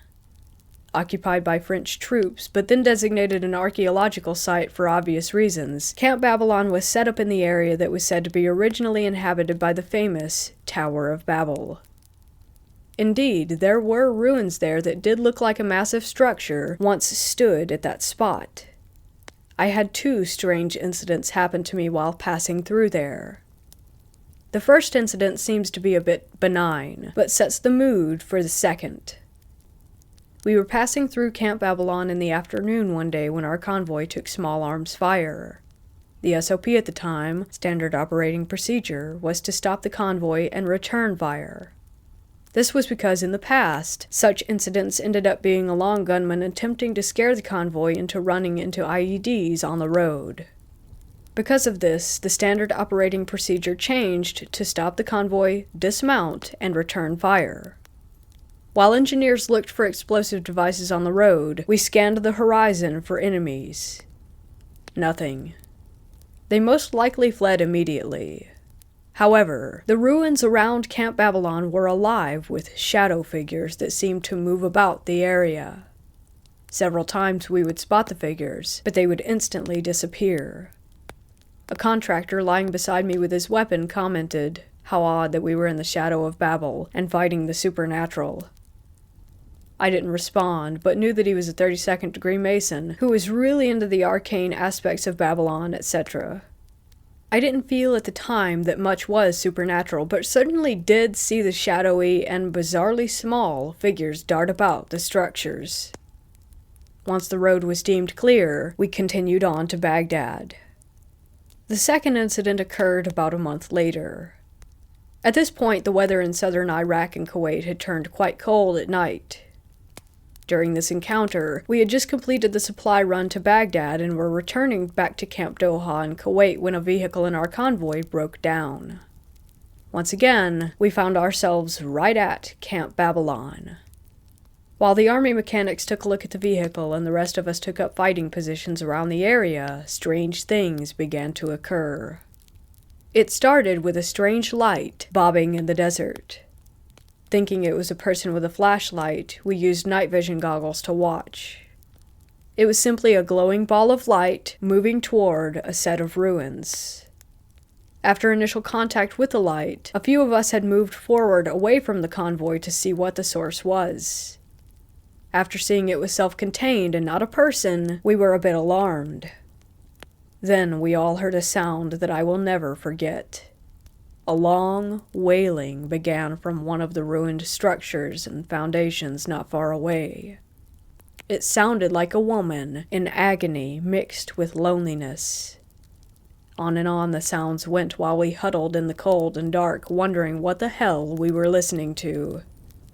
With our night vision goggles equipped, we used our flashlights to spot the ruins. If you've ever done this, you'll know that a normal flashlight with NVGs looks like a massive beam of light. We scoured the area, but no source of the wails or the ball of light were seen. About this time, we were told via radio that the vehicle was repaired and ready to roll, so we decided to return to the convoy. I was slinging my SAW over my shoulder when I noticed my contractor partner was staring at the ruins in horror. He was frozen. I shook him and he snapped out of his stupor, quickly leaving the area with the rest of us. Once we were back at the camp and it was pleasantly daylight the following morning, several of us were chatting about the encounter at Camp Babylon before our daily operations briefing. It was then that I remembered the terrified expression on the face of the contractor. So I asked him about it. He was still obviously traumatized by the event, but managed to explain that as we were leaving our position on the sandy hill, he saw a tall, black figure standing beside the ruins. It was watching us as we were looking for it. He said that he felt an instant wave of despair hit him and thought that he was going to die. He didn't even remember leaving the area. His next memory was in the Humvee, headed back to Kuwait. I now write non-fiction books about haunted places for Llewellyn Publishing and have visited hundreds of reputedly haunted spots. But I'll never forget the wailing figure at the ruins of Babel. It's also worth noting that when I related this story to some of our Pakistani employees at Camp Doha, they were also quite terrified. One of them, a translator we called Ardi, said that we had encountered a jinn, or a damned spirit, and that we were lucky to be able to tell the tale. I agree.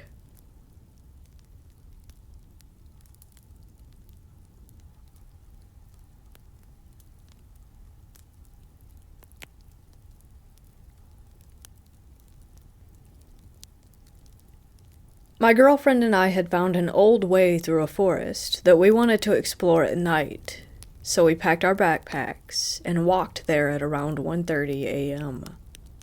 From the Google Maps point of view, that way should have taken us around 10 minutes. We started walking. It was dark and foggy, nothing creepy so far, until we reached a small lake. It wasn't even showing on the map. There was a small lodge next to it and a fence around it. We looked at it for a few minutes and went a little bit closer. As we almost reached the fence, a woman's scream came out of nowhere, and we just grabbed our bags and ran as fast as we could. The way we walked felt like it was all of a sudden never ending. We ran for almost 15 minutes until we finally reached the road. We did not know what was screaming. We didn't see anything, even with flashlights. We decided to go home and wait a few more hours to go back when the sun came up. But when we went there again, we saw nothing. We went to the fence, and there was no scream. We thought that's maybe what triggered it when you got too close because of whatever was in there. But there was just nothing. Also, the way now felt super short. Like it didn't even take us 10 minutes to walk to the road, but after the scream, it felt like we were running for at least 15 minutes straight. It may just be nothing, but this was the creepiest experience that I have ever had, and I still think about it today. Also, in the following days and weeks, we checked the news for missing people or anything like that, but again, there was nothing.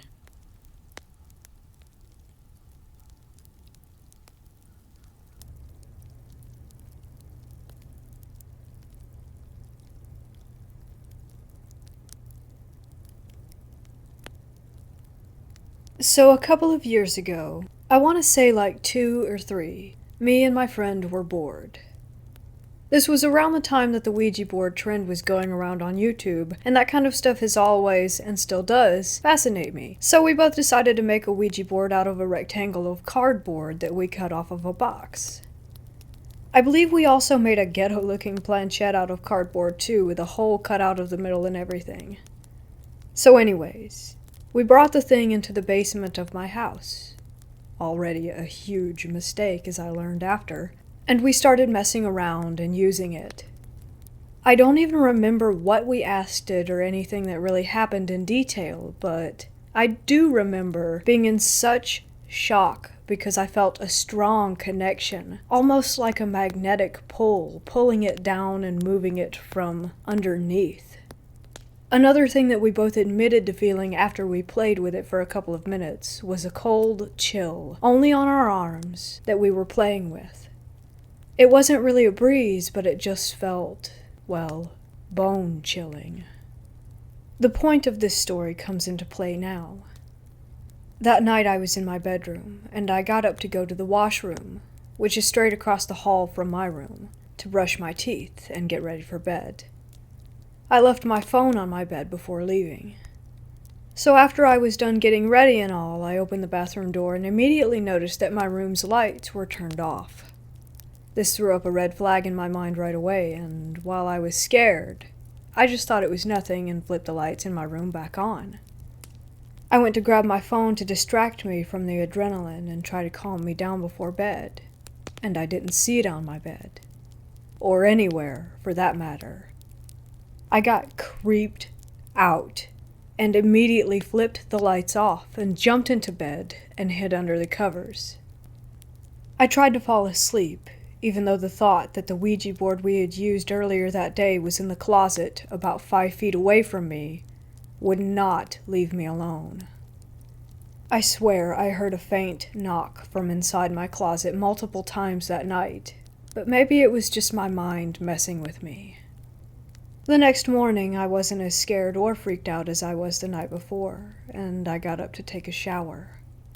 Once I got out of the shower and stepped out of the bathroom, my phone was right there, on the floor, right in front of me. To this day, it still troubles me, and I have no idea what happened that night.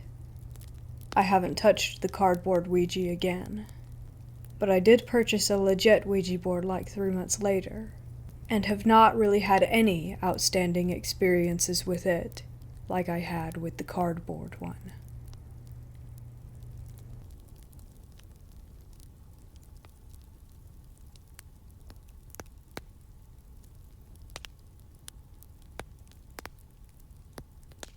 I was in the Marine Corps from 2008 to 2012.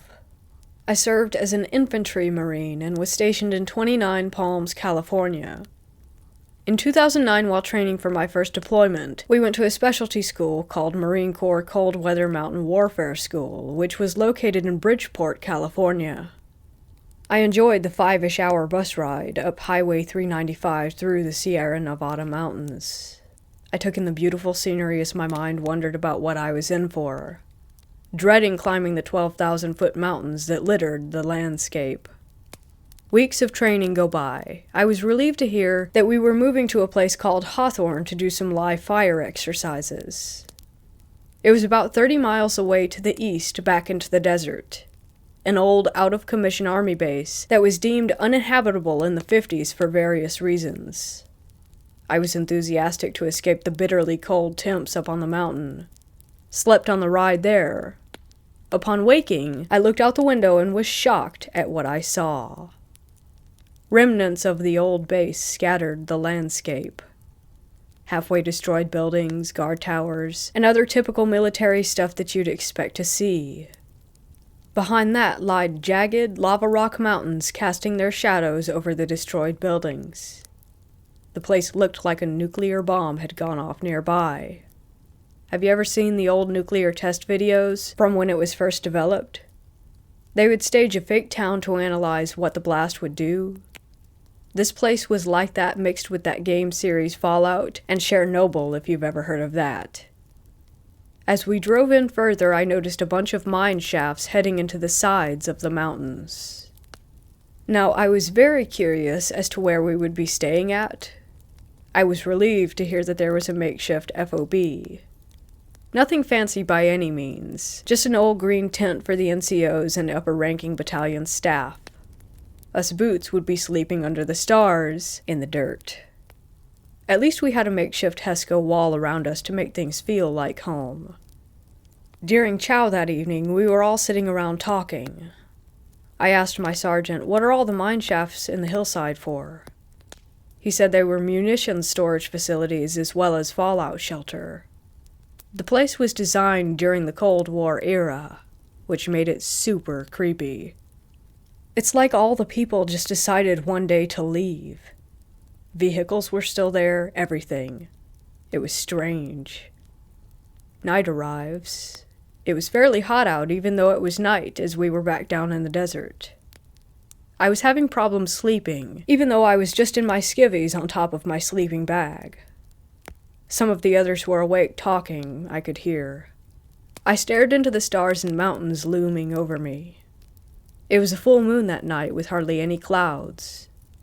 As I was scanning the mountaintops, which, if I had to guess, were around 500 to 700 feet above me, where we were all sleeping made it seem that I could almost reach out and touch the top. I saw something strange moving about at the peak. Figuring my eyes were playing tricks on me from extreme physical exhaustion and sleep deprivation, I disregarded it. Even later that night, I awoke to go take a pee. As I'm utilizing the head, I look up to where I saw something earlier. To my surprise, the strange, silhouetted figures were there, scurrying about the ridgeline. Now this has definitely caught my interest as my mind was wandering. Thankfully, I had a lot of cool stuff lying in my pack. Once at my gear, I grabbed my trusty PVS-14 night vision monocular. I bring them to my eye and look back up. Nothing? That can't be right. Like, huh? I swear I saw something. I look over to a buddy of mine that was awake and asked, "Hey, did you see anything up there?" He looks at me and says, "What are you talking about, bro?"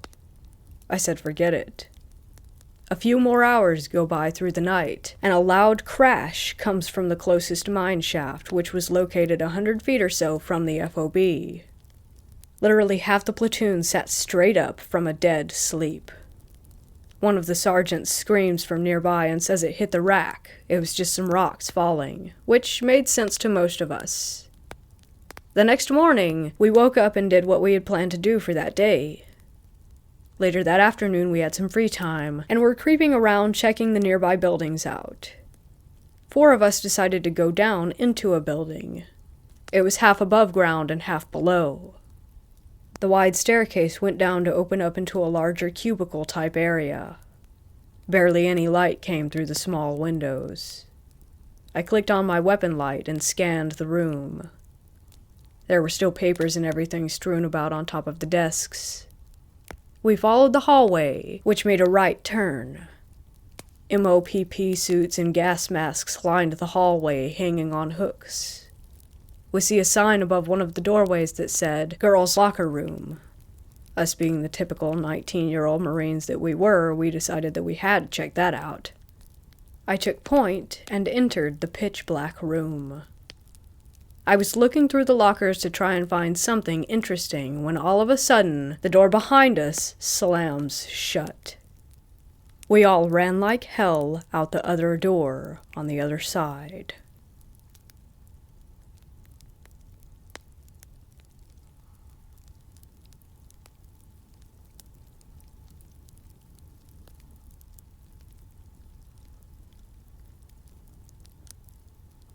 A while back, I was chosen to be in an indie film about djinns, basically the local versions of demons.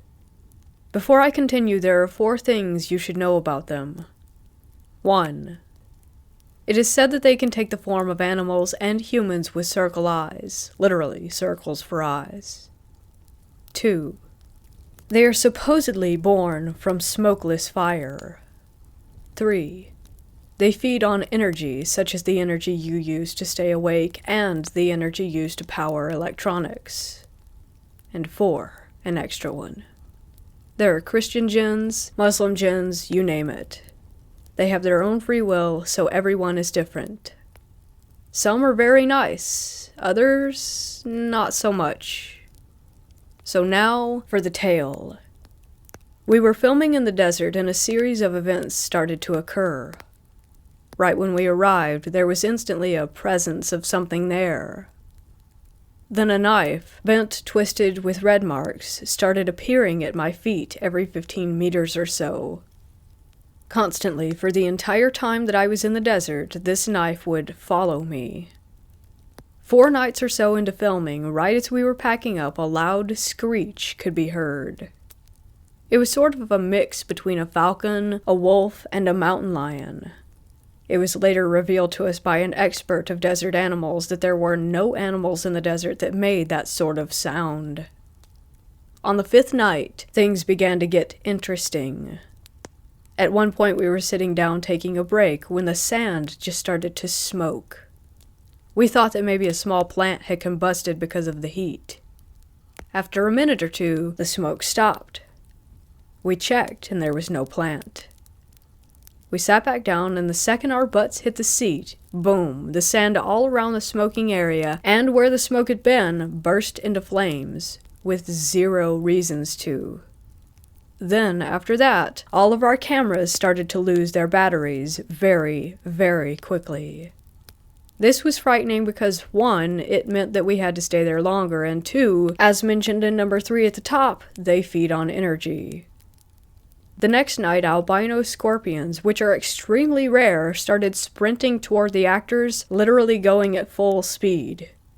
We were forced to kill these rare creatures by burning them with a torch, and every time one died, 2 would replace it. Literally, 2 more would come out of nowhere, full speed ahead. This continued for several minutes.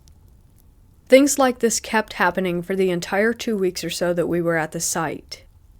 When we finished filming, we split up for a bit to let the director edit some stuff. Then we had to film parts at a house.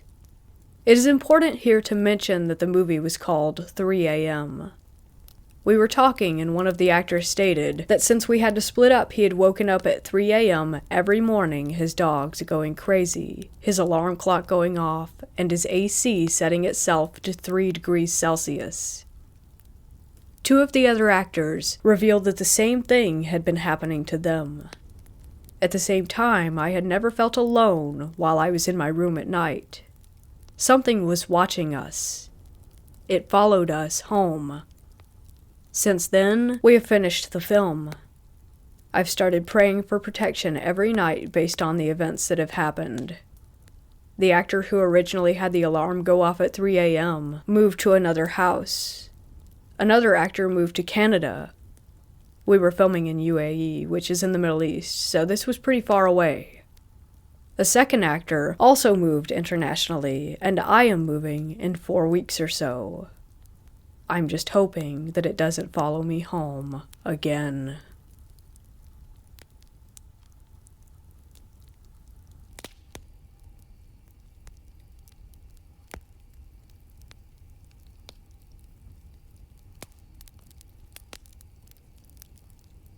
My boyfriend at the time and I went to Key West in 2014 for vacation back in my junior year of college. Doing some bar hopping, we went into the main strip's Coyote Ugly bar. I ended up sitting next to this very thin, dark-haired woman. When I asked her if it was all right if I sat there, she turned her head toward me in an incredibly slow manner. She nodded her head up and down, equally slow. I don't think anything of it. My boyfriend and I order a drink, and we're talking amongst ourselves for a minute. I'm facing away from the woman, and I feel her tap on my shoulder. So I turn around, and she's raising her glass to me in cheers. I should explain what she looks like, because it's a lot like what I imagine a demon wearing human skin would look like. Bone thin, sallow, with stringy black hair, sharp cheekbones, and nose. Her eyes were black. I mean huge black pupils that didn't blink. They looked static. She does her cheers and opens her mouth to smile, and her gums are gray. Her teeth are gray and small, and I remember having this overwhelming feeling that she wanted to eat my flesh. I'm in pretty much panic mode at this point and whip my head back toward my boyfriend. He saw this woman too by now, and he grabs me by the arm to get us to move to the back of the room as quickly as possible. I'm basically cowering. I know, super brave. I always loved reading about demons, and possibly faced with one, I'm jello.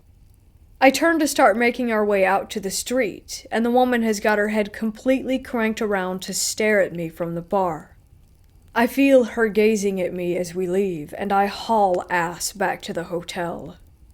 She didn't say a single word throughout the entire encounter. I always regretted not asking her to speak.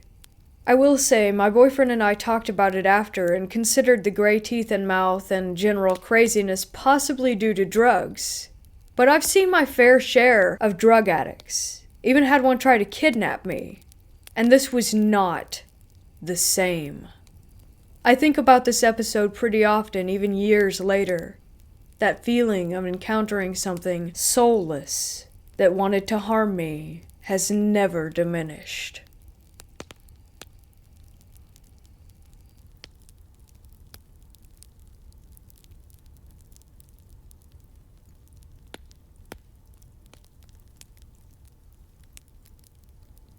I am a security officer and I work in a low-volume hospital. I'm sitting in my office on the computer, and to the left of me is a closet door about 3 feet away. It's a small office. Out of nowhere, there are two very loud pounding sounds coming from inside the closet. These were full-on banging sounds, not just knocks. It shook the entire office, it was so violent. I jumped what felt like 10 feet out of my chair. It took me a minute to realize what had just happened before I actually looked inside. Of course, nothing was in there, just some old office equipment. I'm kind of in shock now. I've worked here for a year and have had some odd stuff happen, but I could always find an explanation in my head. This time, I just can't. We've had reports of odd things happening from the housekeeping and other workers.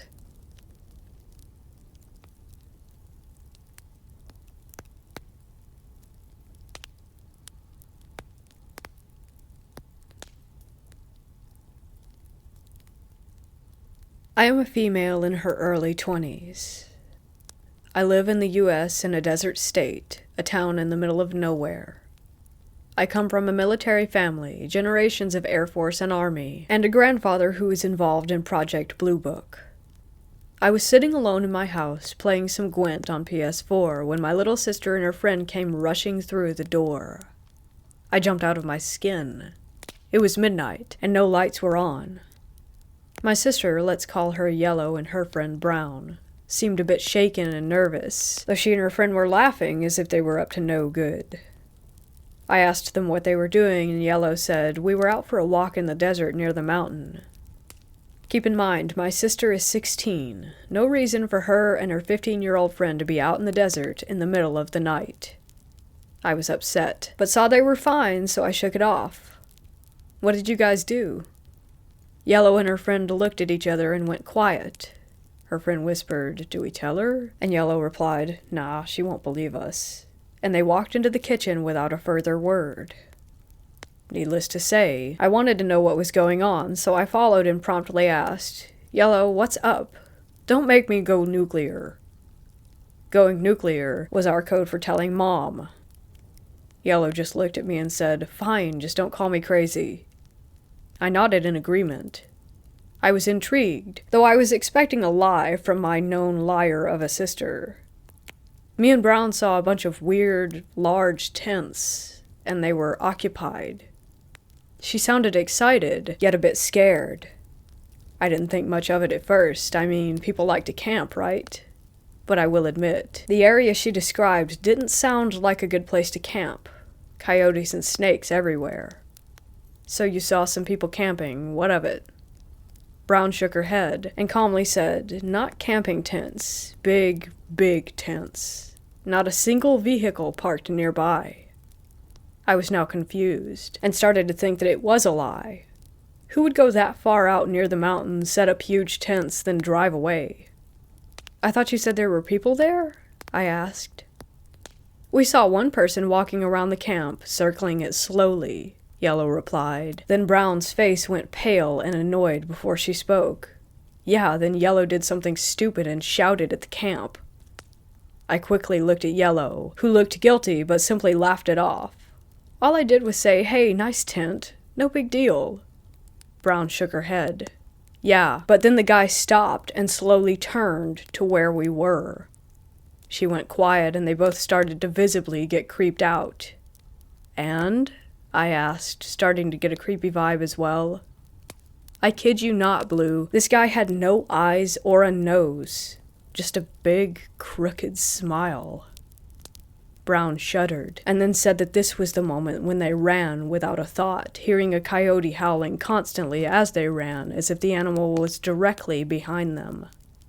I told them not to go near there again, and they went about their night. Like I said, Yellow is a known liar, but Brown is not. Brown is the exact opposite of Yellow, honor student, religious, and not a bad bone in her body. She would even rat on Yellow whenever she tried lying around her. To be honest, if Brown wasn't with Yellow when this happened, I wouldn't have believed it. That night I swore I saw the same SUV drive by our house every single hour until the sun came up. After that night, things started getting weird in this town.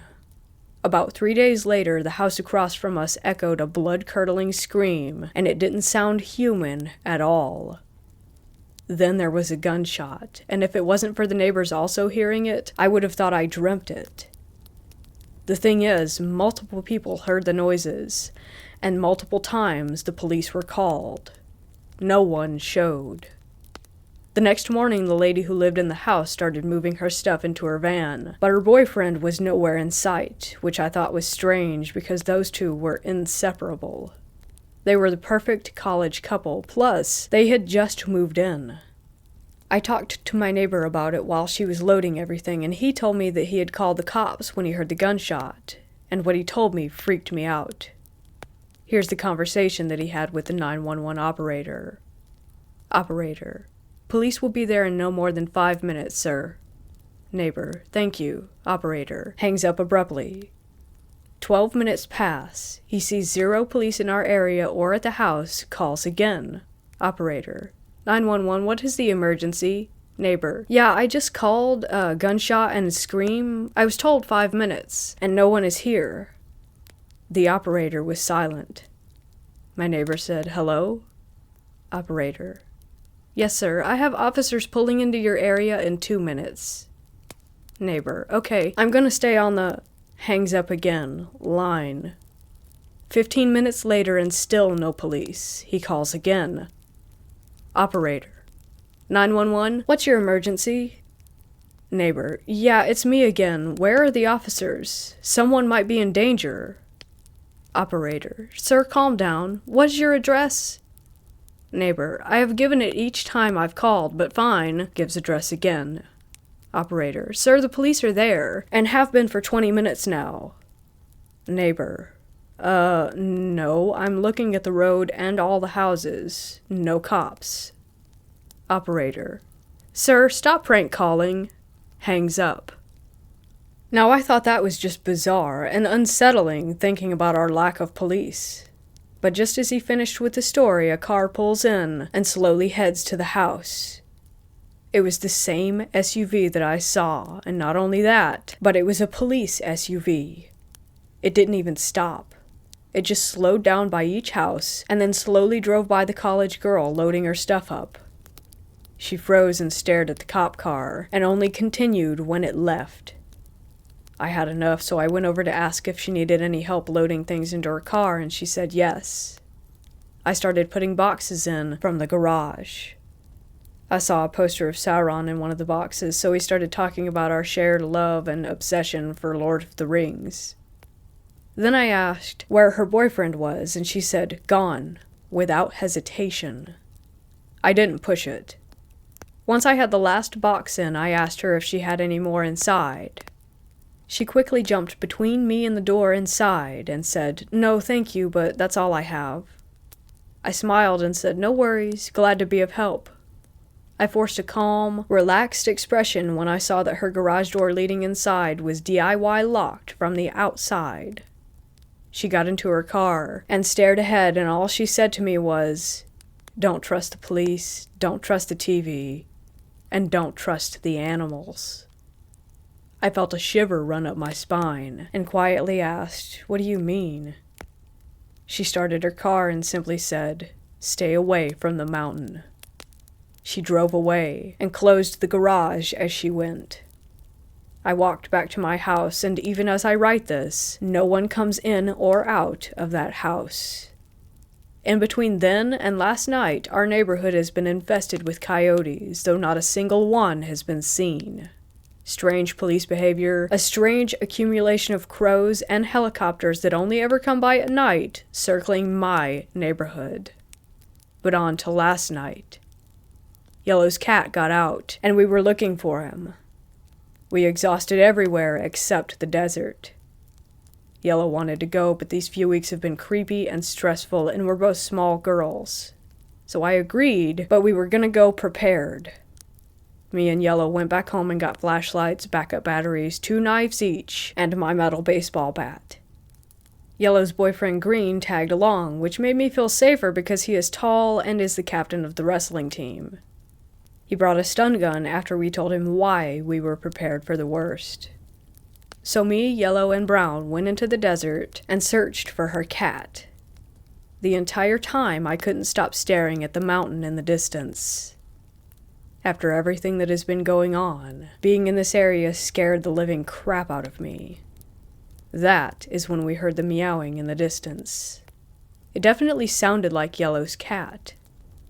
The only issue is that it was coming from the direction of the creepy mountain. Yellow started to go in that direction. Green and I followed soon after. Yellow said something that I already assumed, but wished was wrong. This is towards where me and Brown saw the tents. I started thinking the worst. We're gonna get killed, or we're gonna get sold into trafficking. My thoughts were going crazy, and my anxiety shot through the roof. That's when Green looked through his binoculars and said that he saw the tent. I quickly snatched them away and looked, and sure enough, 3 big military tents, and not far behind it was the mountain. If it wasn't for the lights in the camp, I wouldn't be able to see anything in the dark. I examined as much as I could. I didn't see a man circling, though I did see what looked to be a military truck pulling in, then 4 soldier-looking people hopped into the truck, and it went toward the mountain. The 3 of us just watched in the quiet and practically jumped to Mars when we heard a meow behind us. Sure enough, Yellow's cat was right there, happy and purring. We all collectively laughed at how silly we were, and then we picked up the cat and calmly went back home. On our way, we joked at how we had just stumbled on a military post, nothing else. We got home and the cat went and stared out the back door into the dark backyard, which I thought was weird, but then again, it's a cat and they do weird stuff all the time. I woke up to my mom yelling. Apparently, someone had gotten into the fridge and eaten tonight's dinner. She said it was an animal, but my dogs were in my room with me, so she assumed that it was the cat. Yellow shrugged it off and cleaned it up, but the weirdest thing was that it did look like the cat did it, as there was clumps of raw meat in his fur and around his mouth. But it looked like a bear had gotten into our fridge, and that the cat had just continued to stare out the window, only stopping about a few hours ago and sleeping. I got curious, and decided to walk out into the desert while it was day out. Safe, right? Well, that's what I thought, and I was wrong. I went with that baseball bat and Green's binoculars and followed the exact same path, and you probably guessed it. Not a single tent or sign of anything, but there was a coyote just sitting where the tents had been. It was staring up at me with strange eyes and a crooked face. I heard it howl, but I didn't see it howl. I took a step back, and it stepped forward. Then I booked it. I didn't want to be that dumb white girl in the horror movie who lingers around and gets killed, but running seemed like a scarier option. I sprinted all the way home with the sounds of growling and howling directly in my ear. I swear I could feel the breath on the back of my neck, but I never turned around. If I was gonna die, I was gonna die looking forward. As soon as I hit gravel, the noise stopped, and for whatever reason I immediately turned around, ready to swing with my bat, and all I saw was the back of a man walking back to the mountain with his hands in his long black trench coat. From behind I could see that he was bald, and wore jet black sunglasses. His skin was pale as snow, and he wore a fedora-like hat on his head. I stared at him until he was gone, and not once did he turn around. I'm home now, more confused, more creeped out than anything else. I think I might investigate further, but I don't know.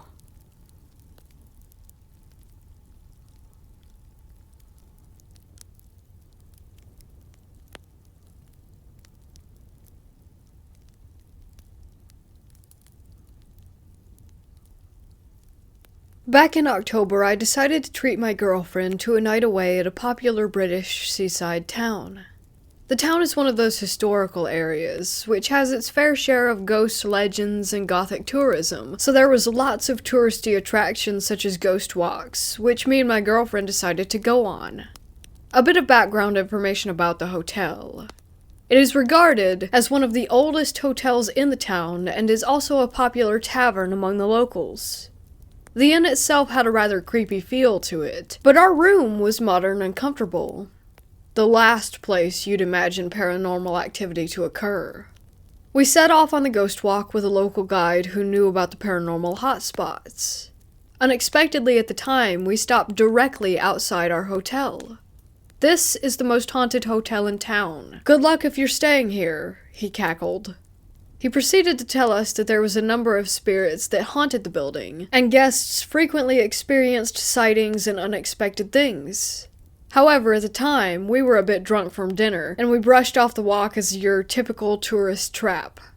We went to bed without any issues at all. I woke up later that night, paralyzed, and with a sense of unease.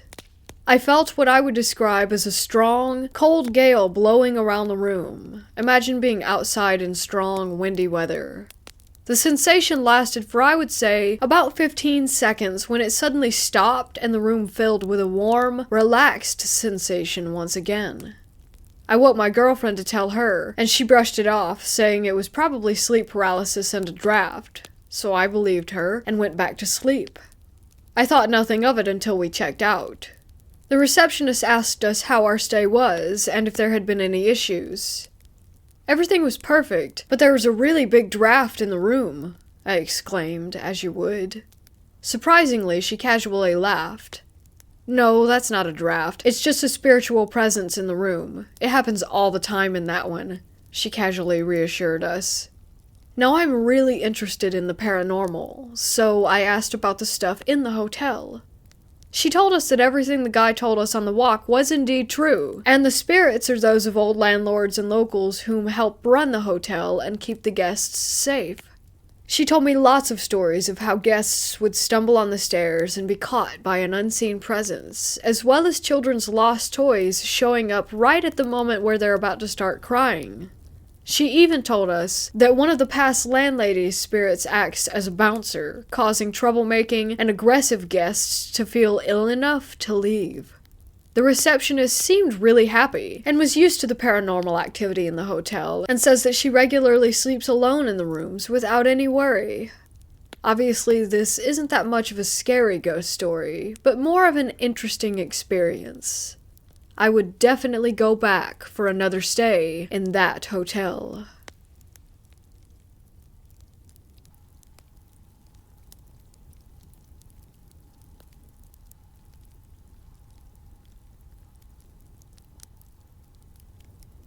I grew up in the country in North Carolina. I lived up in the woods where there used to be a water mill. A family lived there back in the 40s. The parents had 2 daughters and 1 son. Unfortunately, one of the daughters got caught under the water wheel and drowned. Ever since I was a kid, I always heard humming and low singing in the woods when I was out tromping around. But one thing that really scared me one night is when I was older.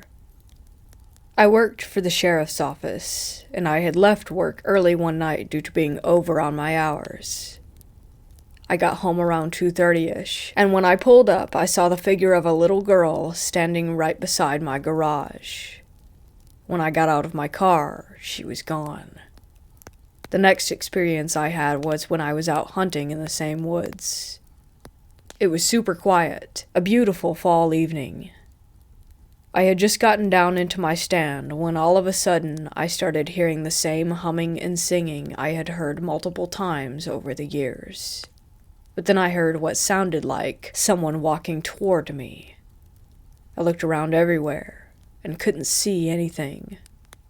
Then I heard a laugh, but not the same laugh as before. So as I was climbing down my tree stand, a rock hit my boot. And once again I heard the laughing. Now mind you, the area where I was hunting was about 3 miles deep in the woods, and there was no one around. I brought my brother and cousin and a few friends down there one night, and we were gonna just sit and listen and see if we could hear anything. We were down there playing cards, joking around, when all of us heard what sounded like someone in distress. We all got quiet and listened, and we could hear what sounded like someone breathing heavily. And the thing that confuses me about that night was if it was the little girl or something more dark. Sometimes I think things are better left alone.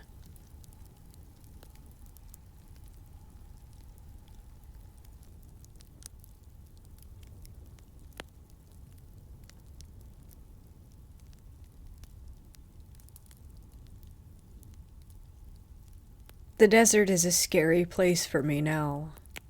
It used to be a place filled with peace and serenity, but since living out there for almost 30 years, you see things. This occurrence took place in the high desert of California in the early 1990s. The whole town was once all military. There's a military plant there and a prison, and the streets to this day consist of numbers and letters, for example, Avenue O and 178th Street. You always heard stories of people missing and underground tunnels confirmed. In fact, a friend of mine kept getting a draft coming from his closet in his childhood home. Later, after he grew up, he checked it out and found an opening to one of these such tunnels. He called me over to check it out, but after I got there and we went through the opening, I was too freaked out to go more than 10 feet in when I turned around and told him that this might be how people disappear. You always saw things late at night, off in the distance far past the lights of that then small town. Strange, glowing, different colored lights that would move around low or zigzag, then shoot straight up. We saw things in the sky, just stuff you never talked about. Life was pretty carefree back then. If you wanted to visit friends, though, you would have to drive down long desert roads and sometimes end up coming home late at night in the pitch black because there were no street lights. I recall coming home late one such night with my boyfriend at the time and another friend, and we pulled over for some reason. Something compelled me to get out of the car and look up at the stars. We were in the middle of nowhere, but we could hear what sounded like machinery and muffled clanks like metal. We all started looking around but didn't see anything. Just then, we felt a vibration under our feet. I crouched down on the street to put my ear to the ground. It was coming from under us. We all listened intently and heard far down voices but couldn't make out what was being said. We stood up and were discussing what it might have been when we saw a small red light on the horizon and it was getting closer. We piled into the car and got out of Dodge. We only told a few friends, and they said that they had experienced the same thing. A year later, I told a friend that I started a small hauling business. Still, there was a big job, so I needed to borrow a trailer. He said he had a few that I could use, so I should come out to his property to check them out. It was just starting to get dark when he pulled out his new toy. It was a pair of military-grade night vision binoculars. He told me to wait until it got dark to leave, because he wanted to show me something creepy, and I was all in. Later we walked towards the back of his property, looking out at nothing, no lights, no roads, nothing but a barren desert. He pointed the binoculars east, and oh my. There were people coming out of the ground and moving around. I said, "What the hell am I looking at?" And he told me that his family called them ground dwellers, and that they are located in various parts of the desert. It gave me the heebie-jeebies. Needless to say, I never went to his house after dark again. At one point in my life, I lived in a mobile home park, a little past Avenue F. There was a massive treehouse in my yard that was left by a former tenant. The only way to get up into it was through a hole cut in the floor with a door on it, and under that was a rope ladder. One night I was sitting on the porch drinking a cup of tea when I heard something move up in the treehouse, and then a head popped up. It was a lady and her husband hiding. Clearly, I thought they were on drugs. I told them to come down from there, but they both refused. It wasn't until I threatened to call the authorities did they cautiously comply, looking all around, not wanting to be seen. By now there's a small group of my friends and nosy neighbors gathering around. I saw that she was terrified by something, so I asked them to come in. I made them something to eat and waited for her to calm down. Then the lady reached in her bag and pulled out some papers. They looked like legal documents with government letterhead. There were drawings and schematics, and some of them even had embossed seals. I couldn't help but notice that they had water and smoke damage, and a few of them were burnt on the edges. She told me that they were checking out this place off of Barrel Springs Road, where there were 2 or 3 cinder block structures. I knew them well. A few years back I happened upon that place, and a black truck rushed down to greet me with guns drawn. She said the same thing happened to her, but she was in one of the structures, so she grabbed some things, and she and her husband ran. I went over these pages, and felt very uneasy reading them, like this was stuff that people get killed over if it got out. Stupidly, I said, "Why don't you just simply give them back?" She said that they had been running, and everywhere they stop a black car or van with government or no plates showed up with darkened windows and would just sit there watching them. Well, I really didn't want to get too involved, especially after reading what I did think was way too big for little ol' me. I will take what I saw to my death, so I packed them lunch and told them that they could sleep in the treehouse for the night. They did, but they were gone early the next morning before I woke up. After that, we started seeing black vans parked on our lonely road facing the house. At one point, I even walked up to them, but they took off as soon as I knocked on their blacked-out driver's door window. Lots of unexplained things happened out there in the desert that you don't see much of now. I think because there are more lights and people, well-lit towns, and camera phones pointing everywhere. There weren't cell phones to call for help back then. I remember one time a few years later, it was a fun day with some of my friends. We were in this stupid little red car called a Yugo that seemed to be on its last leg most of the time.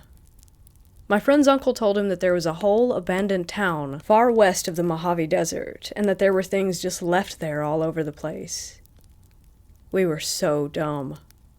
It took us a long time to get out there, and if you asked me to try and find out how now, I don't know if I could. I wasn't driving. Thinking we were lost a few times, we started seeing things. A carnival ticket booth on a trailer, broken tractors and furniture, little shacks here and there, and empty water bottles all over the place. There wasn't a livable house or store or place of business for many, many miles. I wondered how anyone could even survive in a place like this, and then we saw it. It was a long and looked like single-wide mobile home, if you could ever call it home. It was between 60 to 50 feet long, and it was raised with the siding going all the way to the ground. It looked like something from a horror movie. It had several windows down the length of the house.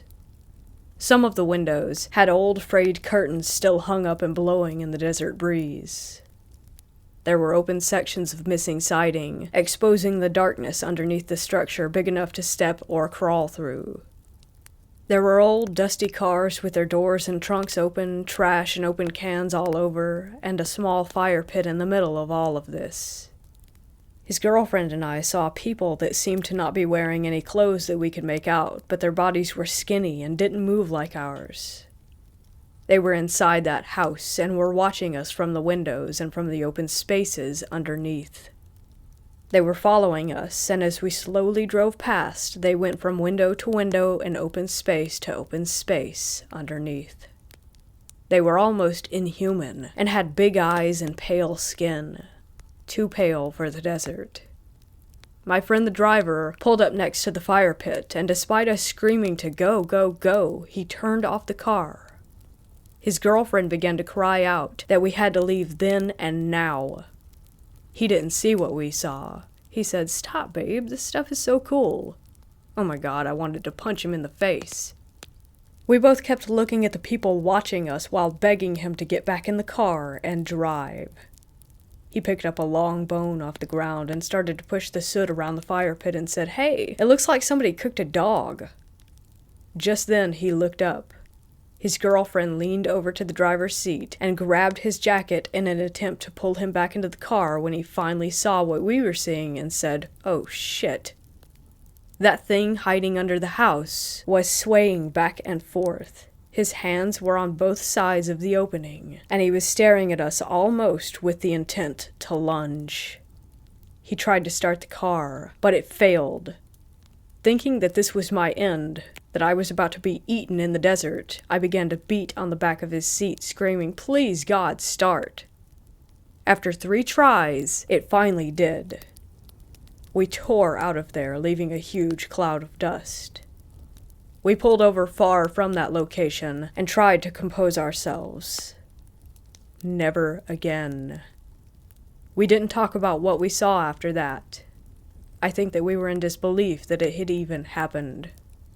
There were so many crazy things that occurred in the desert back in those days. Too many to even come close to tell you. I know that there are things that we do not, or maybe will never, understand. I also know that there are more eyes now paying attention, so I don't think it will be too much longer before we all know the truth.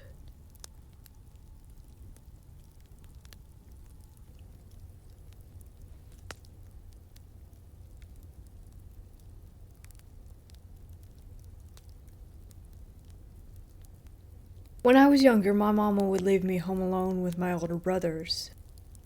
As soon as she would leave, they would pull out a hidden Ouija board and play around on it. Of course, I wasn't allowed to be part of the game. I was probably around 6 or 7, and they were in their late teens. I can remember so vividly these memories. Mama left, and the boys went into a bedroom off the kitchen where the board was hidden. They closed the door behind them, and I was left watching cartoons by myself in the living room. The bedroom door had a gap under it, about 1.5 inches tall. and I would sometimes quietly go lay on the floor and watch them play with it through the gap. I can remember them making contact with a spirit one night, and they asked its name, to which it replied, Tobias. Each time they played after that, it always seemed to be Tobias reaching out. For about a week they conversed with this spirit, and nothing out of the ordinary seemed to come from it. However, one night, as I was watching them, the board started talking about me. My brothers would always write down the things being communicated and read them aloud, which made it easy for me to eavesdrop on them. As I lay there on the kitchen floor looking under the door, the game became active and my brothers started writing. I saw both of them make eye contact and look at each other, confused. My oldest brother said, "It said we are being watched?" As they looked around the room, I snuck back to my cartoons. They opened the door and checked on me, then went back into the room. I crept back over to watch some more. This time, the board used my name. I recall my brother saying, "It says Bianca needs to go away." I could feel the blood leave my face. I knew my brothers hadn't seen me watching. I got up and pretended to be sleeping on the couch, and eventually just actually did fall asleep there. I was awoken in the middle of the night by a strange sound, kind of like the sound a cat makes in its throat when it's mad. I sat up and cleaned the sleep from my eyes. After sitting there in the dark for a moment, it seemed to go quiet in the house. I was getting ready to get up and go to the bathroom, but I felt unable to stand, almost like something was pushing down on my shoulders.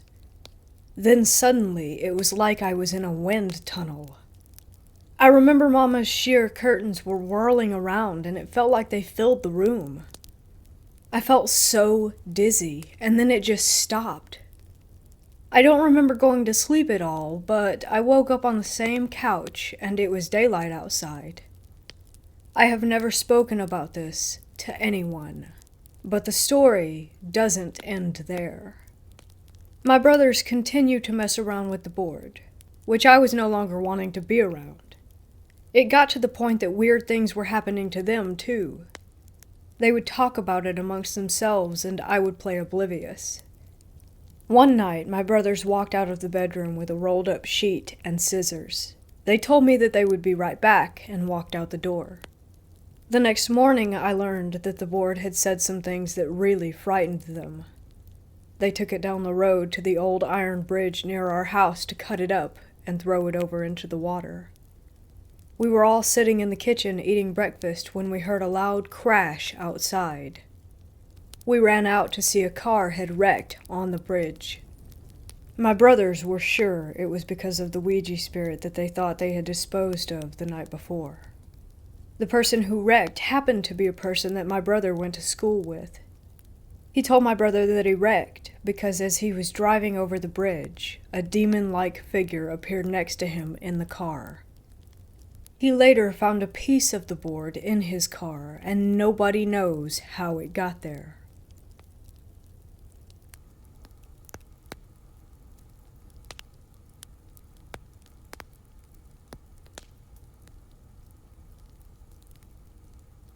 This happened a couple years ago when I was working at my childhood summer camp.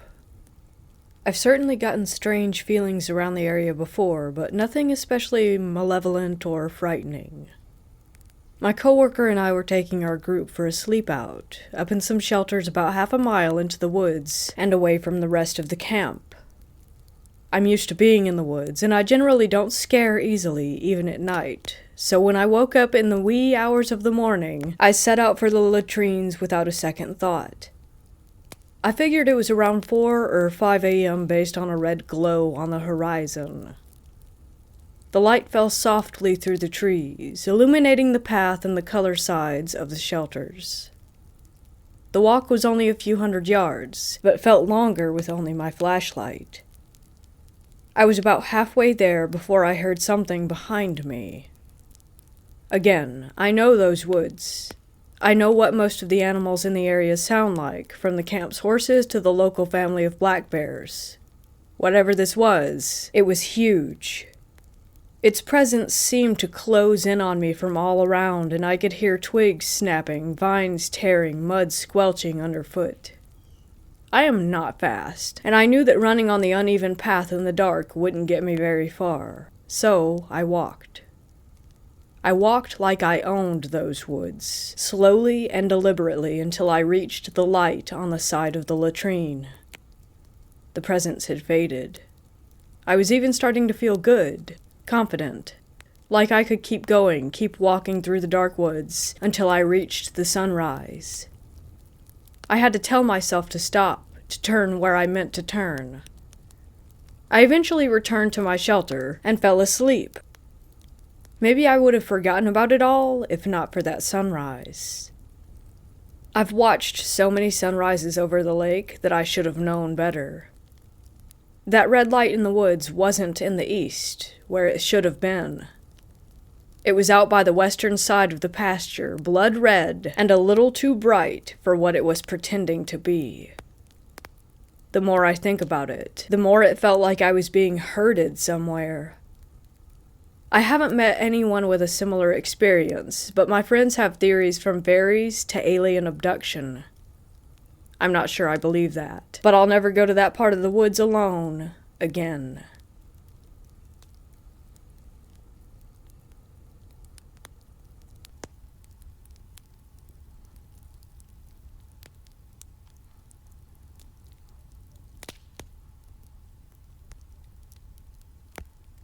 A few years ago, my best friend Jay and I decided to start exploring in the desert near a tiny statutory town close to our hometown with an immense expanse of land and an adjoining wild horse preserve. We were hooked immediately, both of us people who enjoy hiking and camping. This place seemed like heaven. It wasn't long before we found an amazing little campsite about 15 miles or so into the desert, far away from any light pollution and even cell phone signal. It's the perfect place with a small reservoir used in the late summer to water free-range cattle, an old corral, and a fire pit carved into the sandstone. We decided we needed to go camping as soon as possible, and planned on having our first camping trip a few days later on my days off. Jay and his SO met me out there with our dogs, and the first day was a ton of fun playing around the book cliffs high above the Grand Junction and sighting wild horses. We returned to camp late in the afternoon, and had a nice time cooking dinner and telling stories around the campfire. Soon darkness fell, and I began to become aware that I had been feeling uneasy. Not wanting to ruin the fun for my friends, I told them I was tired and needed to turn in. I returned to my tent with my 2 dogs and snuggled in, the feeling of unease tightening around my shoulders. I couldn't shake the feeling of anxiety, so I did what I do best and chose to ignore it, turning on a movie that I'd downloaded on my laptop. As the intro played to my movie, I caught movement out of the corner of my eye. I paused the film and stared behind me. I saw what looked like the bobbing of a flashlight behind our camp near the dirt road. The light danced for a few minutes before disappearing. I looked beside me and saw that my dogs were still sleeping peacefully and chalked it up to my imagination before returning to my movie. I must have fallen asleep because it wasn't long before Jay's SO was waking me up and asking me to come help calm Jay down. When I left my tent, my friend was visibly upset and shaken. He kept apologizing and asking if we could leave. He said he didn't know what was wrong, but that he needed to leave, that we needed to leave now. I told him that I'd been feeling incredibly uneasy, and watched all night, and we agreed to go. Taking only our dogs and pillows, we left our campsite and drove the long 30 miles back home in the middle of the night. The drive back into the town was nerve-wracking. I had to keep glancing in the rearview mirror to make sure that my friend's car was still behind me. It took everything I had to keep my vehicle under 20 miles an hour so that I wouldn't ruin my car on the heavily rutted dirt roads, but it felt as though we were being chased away. The next day, Jay decided to go back for our things. Both his SO and I had to work that day, so he drove out to the campsite in the early afternoon. Everything was as it should be. No animals had touched our stuff or even tried to get into the cooler. But he said that he still felt watched and as if something wasn't right. A few weeks later, a friend of Jay's was in town visiting and wanted to go camping, so Jay took him back to the spot near the reservoir. He said he experienced the same feeling laying there in his tent, his whole body screaming out in anxiety. He said all of his muscles were tense, and he had the overwhelming feeling that if he were to close his eyes, that something horrible would happen. So he left his tent, not wanting to wake his friend, and decided to take a stroll around the campsite. Before long, he found himself down by the reservoir. This is when he saw a small but brightly intense light darting and dancing back and forth, tucked into the valley below the Grand Mesa, going from east to west. It darted and whirled around. He said the feeling of fear and unease was so intense that he went back to his tent without watching to see if the light went away. We have both had a handful of odd experiences out there following these incidents. I've taken several friends and family members out there to experience the beauty. One summer I was seeing a guy who was interested in checking out the area, so I took him to a spot where we could park my car and explore near the Twin Peaks. We started walking up an oil field admin road when I was overcome with the urge to climb up the sandstone rockfall at the base of the mountain. My friend followed me, and we hiked up until he found an opening to a cave. We peered in and found that the opening was more like a skylight. The bottom was a good 20 feet or so below us. We decided to look around and see if there was an actual entrance. After a bit of searching, we followed my dog to the entrance of the cave. It was low and slightly blocked off by fallen sandstones, so we had to get on our backs and inch in foot first. When we got in, we saw that we were only in a smaller antechamber, but the smell of something decaying and the feeling of unease we felt told us to leave, so we did.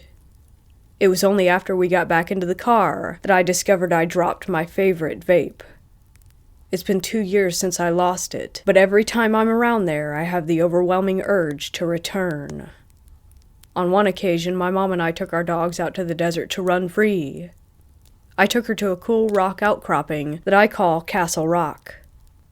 We hiked up the rock structure and started to make our way around it when we noticed the base of this rock structure was littered with small bones of every variety. This creeped my mom out heavily, but I am sort of a goblin by nature, so I started picking through them for things to take home. My mom told me she didn't feel right and wanted to walk back down to the Jeep. I told her to please hold on a minute, that I'd been wanting to check this place out, so she stayed while I hiked up the right side of the structure. I found some cool rocks, took some pictures, and enjoyed the view from the top of the rocks before heading down. When I got back to my mom, she was extremely upset, saying that she had been yelling for me the whole time, and that she couldn't find me anywhere. I laughed her off and told her that I was thirsty, so we returned to her Jeep. As soon as we got in, we noticed a volleyball in front of her vehicle. It was maybe 3 feet in front of her Jeep right where we had walked past, with no footprints or any indication as to how it had gotten there. There have been several other strange occurrences, but nothing ever really seems to happen. Only eerie feelings, occasional lights, and the sensation that someone is watching you. But I always manage to convince myself that there really isn't anything going on, besides an overactive imagination, and I always return. I'm incredibly drawn to the area, like nothing I've ever experienced before. I've even taken a couple of solo camping trips, despite being a single female by myself. But I always return, even after promising my best friend and my sister that I wouldn't go out there alone anymore. I always do. Jay refuses to go camping out there anymore, and it takes a great deal of effort to convince him to go explore anymore. Despite the fact that he has hitchhiked from Michigan to Colorado, done solo backpacking and more, he can't stand it.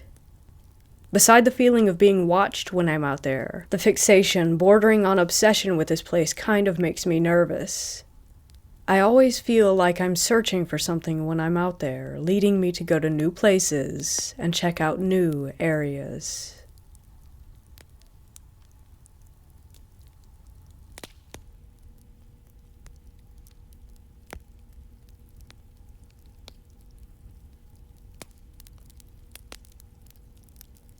I have had many paranormal experiences throughout my life.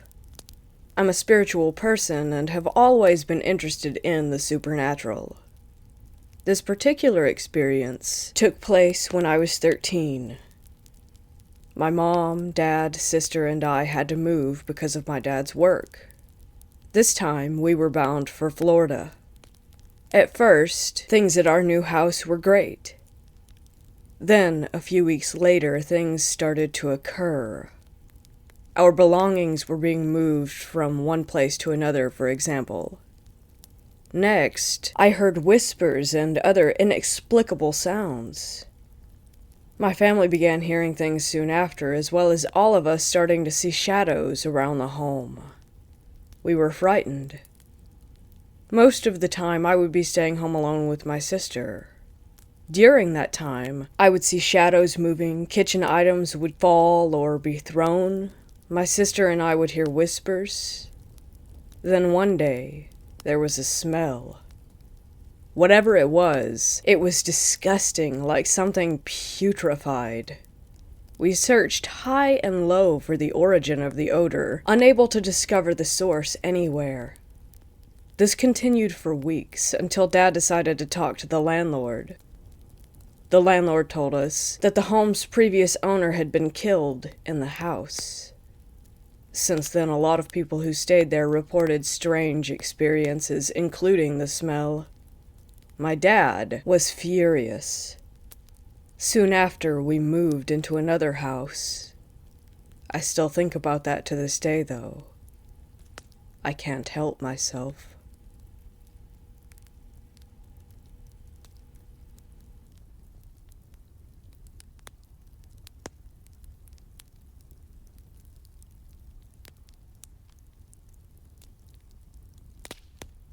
This is my story from about 4 years ago.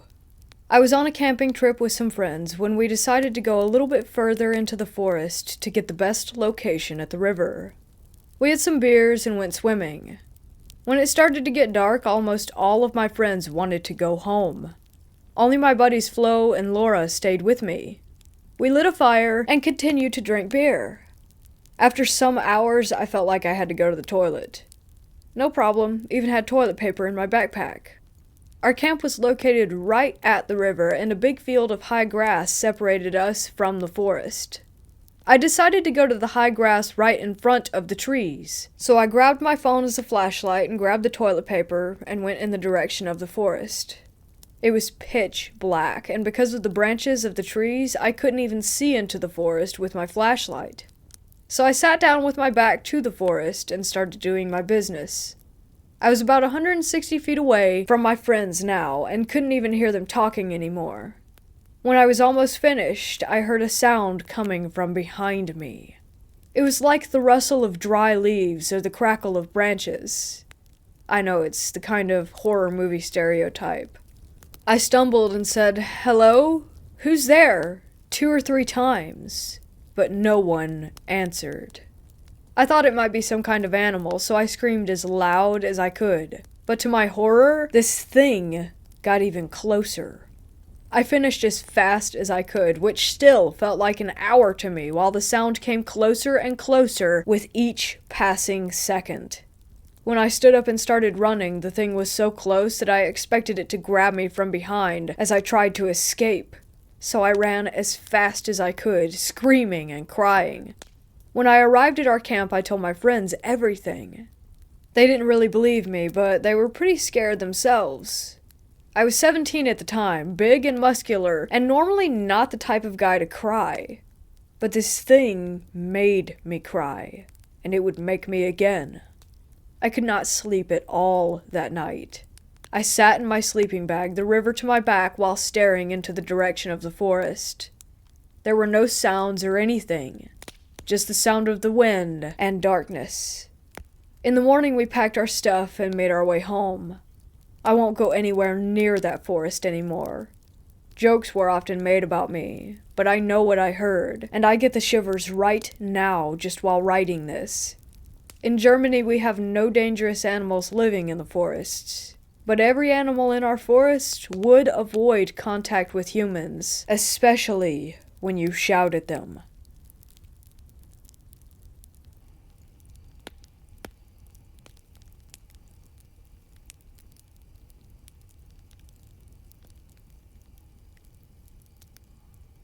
This happened a few years ago while I was still in college. My best friend of many years is back in town, so we decided to get together and we stayed out fairly late, but hey, we're college kids, nighttime is our thing. My friend is very, very Catholic, and she decided to drive us this night. Mind you, neither of us was doing any drinking. After many shenanigans and lots of catching up, it was time to go home. It was probably around 2, 3 a.m. Still not exhausted, but she definitely was. Well, I'm staring at her dash where one of her many Catholic baubles were in the car when we get to the last light before she drops me at my house. I look out the window, as one does, and was met with the person in the car next to us staring into the car, and I kid you not, I screamed. The guy had gray skin, black eyes with no white, and a smile that was too long with sharpened teeth. He didn't break eye contact with me, and I was freaking out. My friend was completely oblivious until I said her name. She somehow didn't hear me scream.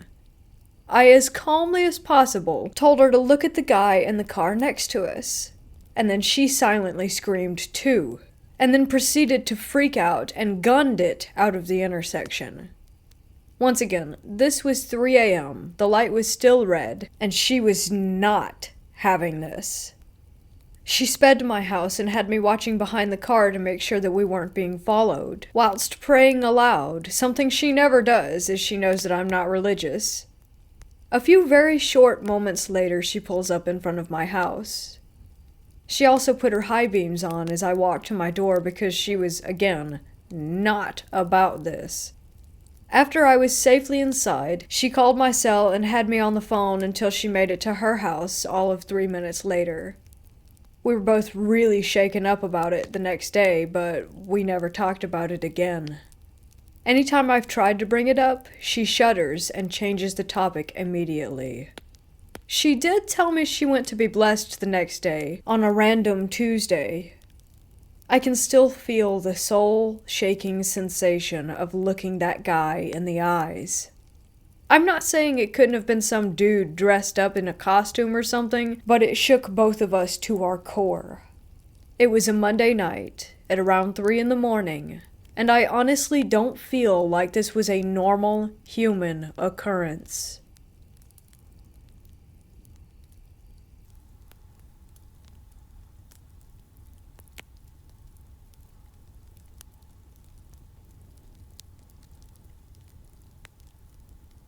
There are many stories from border crossers. Many people see ghosts and other things. I knew this one lady. She was a friend of my parents. She crossed to the desert to get to the U.S. She was with a group of people and the coyote led them. It was nighttime and the people rested. The coyote said to keep going because they'd lost a lot of time, so they got up and continued walking. Well, they came in front of this bushy-like place, and when you crossed, the tips of the branches caught your clothes. It was dark and hard to see, but they were in a line and followed each other. The lady I know was tired from walking just like everyone else was, but she said there was this old man next to her who complained about how he was in pain and just too tired to continue. Soon they passed by this trench. It was so dark that you couldn't see how far down it was before it stopped. They walked next to the trench, and the old lady told me that the bushes kept scratching her face and getting at her clothing. The lady then said that she turned around to look at the old man next to her and saw that he had tripped and fallen down in the trench, but he didn't make any noise.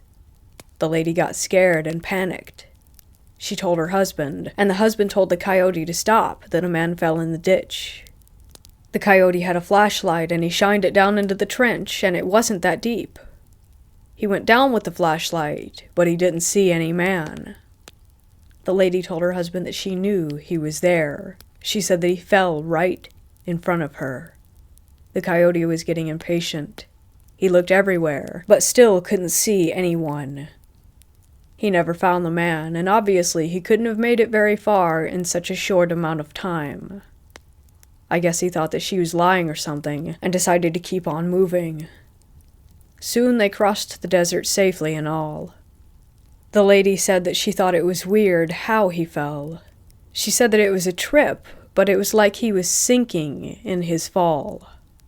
She asked the others if they had seen him fall, and they all said no. The lady never saw that old man in the group after that. I don't really like this story because it makes me think of what might have taken him. I also heard that there are giant bugs in the desert or something like that. My family visited her house. When she told us this story, I was super scared and kept thinking about it at night. There are many people crossing the desert that have seen dead people walking around and see weird things following them at night.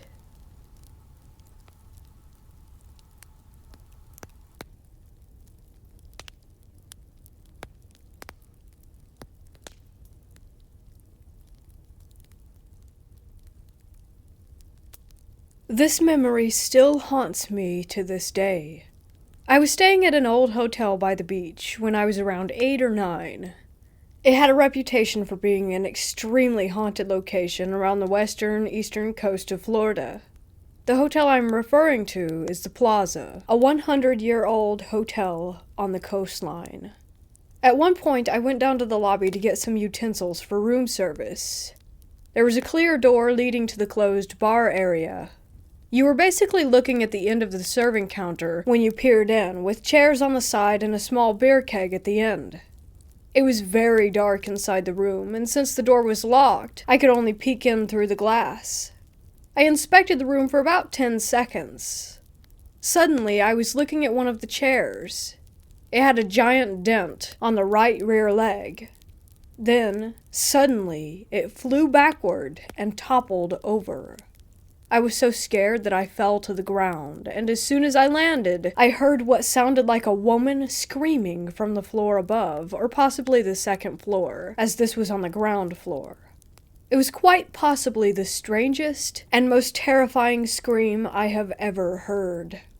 It lasted about 4 seconds, and sounded like an old woman mixed with a lion, kind of. Again, this was around the time when I was 8 or 9, and seeing as how I am now 23, the memory has become slightly vague.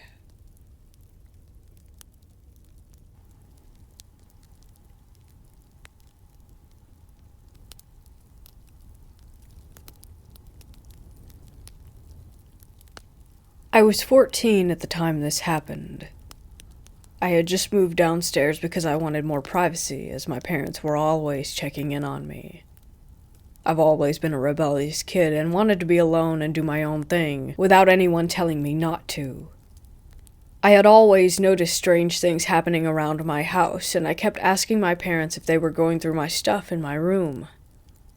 They would always say no, so I always brushed it off.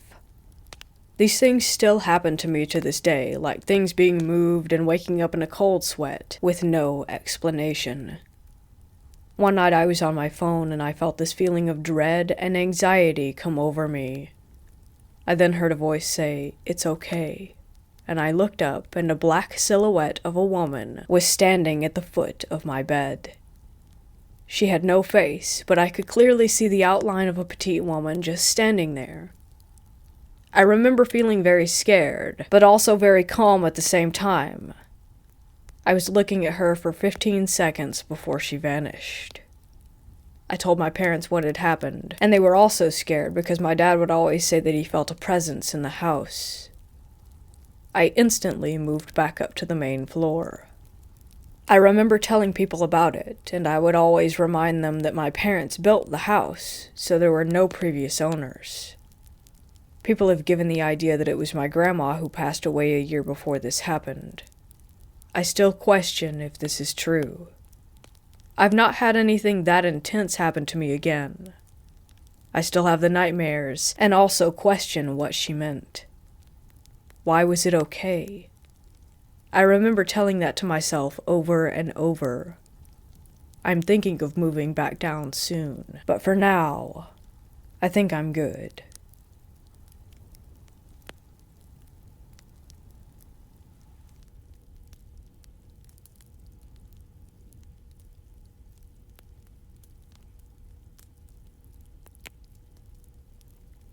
25 years ago, I moved in with my cousin along with her roommate and coworker, Jose. The house was an old cement block, 3-bedroom, 1-bath. It had a large fenced-in yard where he kept his 2 very large German Shepherds. The house was in Claremelle, Florida, in a crappy, packed, suburban neighborhood. Nothing special, rent was cheap, the house was clean. Everyone worked. We pretty much kept to ourselves. We might see each other for a few minutes here and there, but that was about it. I lived there for around 6 months. This is the story of what caused me to move out. One random night on a weekend, we all happened to be off work at the same time. We decided to invite some friends over from the pool hall that we all frequented. Jose also invited over some people who they worked with at the pharmaceutical lab. In total, there were probably 20 people at the house. We played music and did what young people do. After it had gotten late, we found ourselves discussing the subject of the paranormal. We all shared ghost stories. My cousin and I come from a pretty spooky family, so we had some good ones. Everyone was really into the topic. Jose, however, was quiet throughout most of the conversation. He waited until it died down, and then he said, "This house is haunted." My cousin and I shot each other a look, before proceeding to laugh because, yeah, sometimes Jose's 20-pound house cat would meow at the empty hallway, but other than that, there was nothing. He then told us that there was a presence, but that it mostly stayed in the shed in the backyard.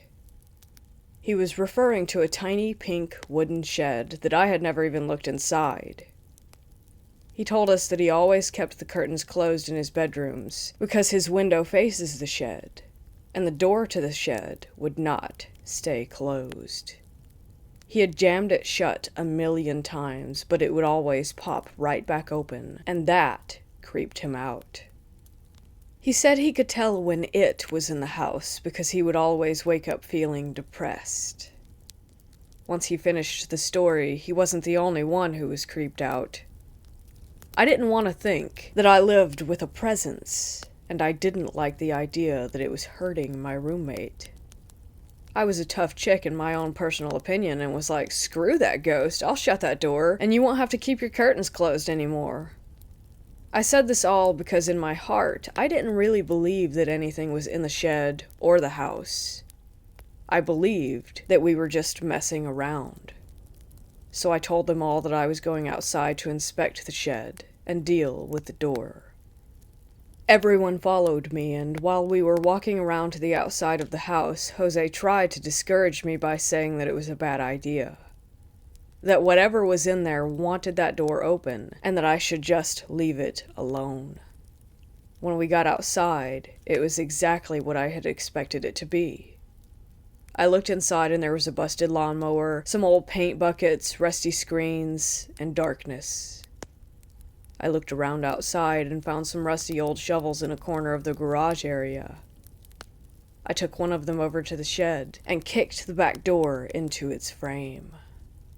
Next, I took the handle of the shovel and put it under the handle of the shed door. I shoved that into the ground. It was without a doubt secure.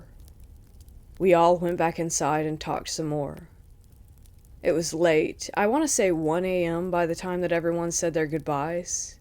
We let the dogs into the yard and locked the gate.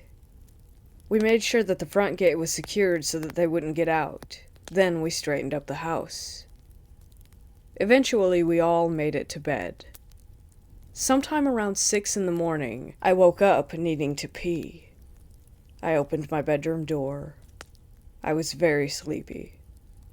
There was a weird sound as I opened the door that startled me. It was like fingernails scraping on something coarse. I opened the door all the way, and the shovel fell through the doorway and hit me. I can't even put into words how I felt in that moment. A small piece of dirt stayed behind on the floor. The shovel had been left there, placed, standing against my bedroom door. I rushed through the house to the side door, which was locked, by the way, and then out into the backyard. The shed door was wide open. Suddenly I felt as though I couldn't breathe. I ran back into the house. Immediately I pounded on both Jose and my cousin's doors until they both woke up and emerged. I knew, absolutely knew, that none of them had been responsible for this. And based on their reactions when I told them what had happened, that suspicion was doubly confirmed. Jose literally began to weep. He begged me to tell him that I was lying, that I was just playing around for a laugh. He then begged my cousin to admit that she had done it. When neither of us would take responsibility, he went to the store and bought a bunch of religious candles, produced a rosary, and started trying to pray whatever it was away. Or pray for me for being so stupid. My Spanish wasn't even close enough to fluent to keep up with everything he was saying. My cousin, quite the opposite of Jose, was absolutely peeved.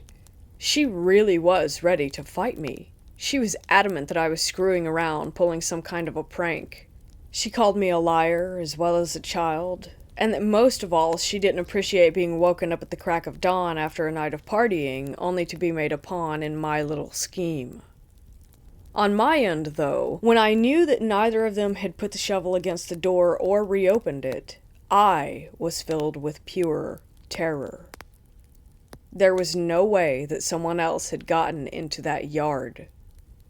They would have had to get past the dogs just to get to the shed, and then they would have had to get inside the locked house to put that shovel against my door. I didn't sleep there again without someone in the room with me. Every moment spent there after that night was beyond tense. We all just kind of stopped talking to each other. Jose and my cousin ended up in an awful argument, and she moved out within a week. It took me another 2 weeks to find a place to live.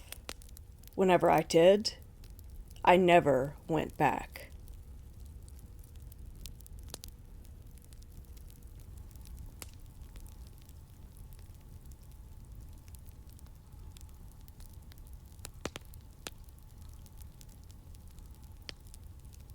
On our way home from a camping trip, my family stopped by the Oak Springs Trilobite site to fossil hunt. If you don't know the southeastern Nevada desert, the attractions are low to moderately traveled, and you will often be one of the only visitors. This site in particular was empty, and we were the only people there. A 1/4-mile trail leads you to a shale deposit where you can sift through for fossils. Shortly after starting out, I heard a man call out conversationally. Not really shouting, but talking loudly enough to communicate with someone a distance away. I was facing west on a south-facing slope, and he sounded like he was down and to the left, closer to me than the highway. I paused and took a look around. There was no dust, or engine noises, or anything like that. No crunching of footsteps. Nothing. There were flies buzzing about, and I decided that a bug had just buzzed in my ear. A minute later, I heard another man call out, this time up the slope to my right. Probably just another bug. Sounds can get weird in rocky canyons, so it was no biggie. We came upon the site, dug around for about 30 minutes, and found a few unimpressive specimens, so we headed back for the truck. At this point, I had forgotten all about the voices. Driving away, I asked Hubs, "What did you think? Pretty cool?" I'm the rock hound, and never know if he's enjoying my hobby as much as I am. He replied, "Sure, yeah, it was actually pretty cool." Pause. But I kept hearing these voices, and I couldn't tell where they were coming from. He had a face shield up over his ears at the time, making it unlikely that a bug could have possibly buzzed in there. He said that he was hearing them on the way back to the truck, and heard them calling out at least 3 times. Caliente is nearby, and Pioche a ways further, and both towns have histories dating back to ye olde mining days and Mormon frontiering. There are lots of railroad, gunfight, and native raid stories, and some weird Warren Jeffs type stuff. Not to mention Area 51 being sorta/relatively nearby.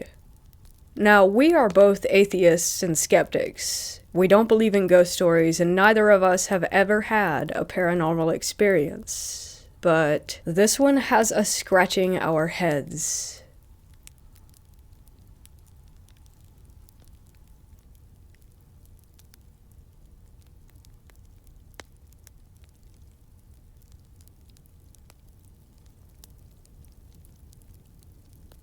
Back in the early 2000s when I was a kid, there was a deserted section of the local hospital waiting to be torn down and rebuilt.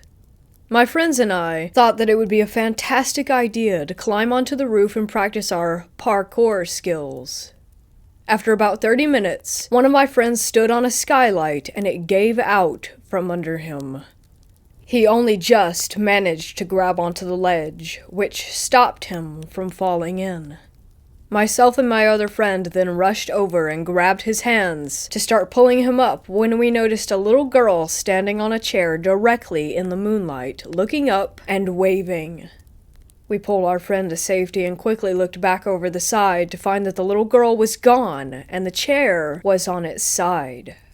We all left pretty quickly after that. All of us were shocked.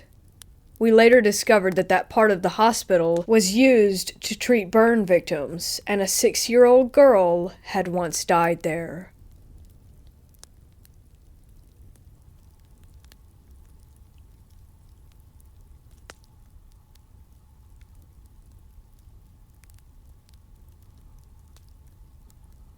My wife is a travel nurse, and we've been living here in Gallup, New Mexico for about 3 months now.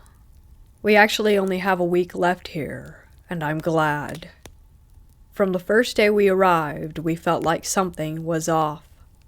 We thought maybe it was just being in a new place, though we haven't felt that way in our previous locations, and maybe because the desert is so radically different from what we're used to. Just a little bit about Gallup. The demographic here is a majority Navajo with some Zuni and Hopi people as well.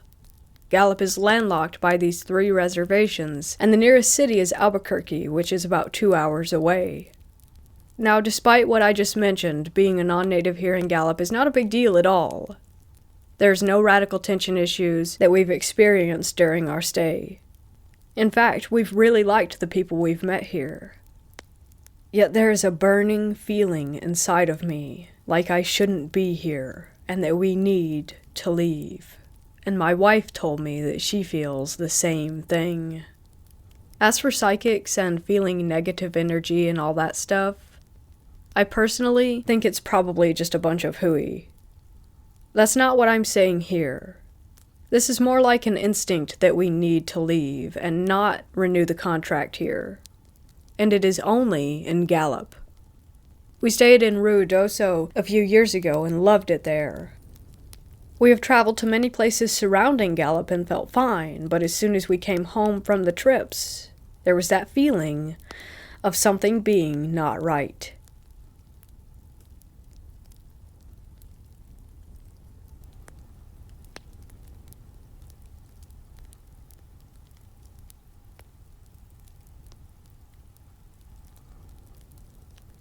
I live in a rural, but not isolated area in the Midwest. My window is right up against the forest, which is about 50 or 60 feet away from the tree line, about 20 or so feet above ground level. I heard what I am convinced was a low, echoing humming like a song from the woods.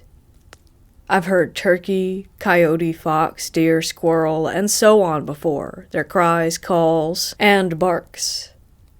This was none of those. As I laid there in bed, as I began to concentrate on the sound, I couldn't shake the mental conclusion of, it's a woman singing. The sound persisted for about 15 to 20 seconds and then stopped, but not suddenly. After a minute or two later, it picked back up again. This continued a few more times before it actually did stop completely. The sound was distant, not quite deep into the woods, but also not at the tree line. There's a small unit of deer that sometimes sleep in a clearing in the woods around that area, but they haven't been there in a few weeks. For some context, I am very much a late-night person. I used to work graveyard shifts due to my ability to stay alert so long into the night.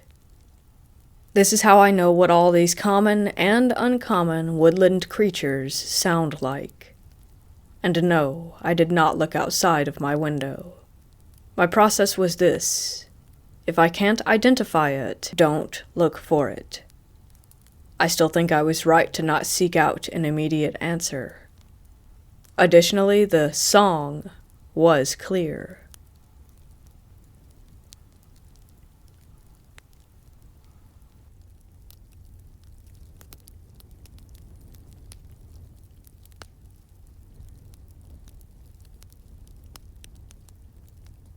In high school, my friends and I were messing around with a Ouija board one night.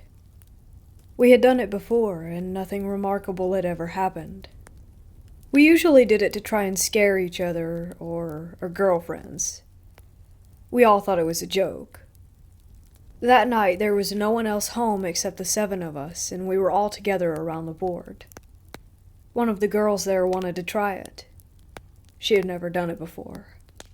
This time was different. The board misspelled some of the words the same way every time. It gave answers that seemed historically accurate for our town, things we never knew or never cared about. Long story short, the spirit claimed it was a 10-year-old boy who had died on the property in the 1800s, and was buried there too in an unmarked grave. My friend's house was on a farm in the edge of town. We were all a little freaked out, because the board had never been so detailed and consistent. However, we were still skeptical, and we were all assuming one of us was trying to scare the rest. Finally, my friend asked if the spirit could do something to prove he was there with us. It went to yes, and then spelled out knock. Then the planchette stopped moving. We all just stared at it silently, and then there was a rap, rap, rap on the window right next to us. The lights were on outside, and there was absolutely no one there. We never touched that effing board again.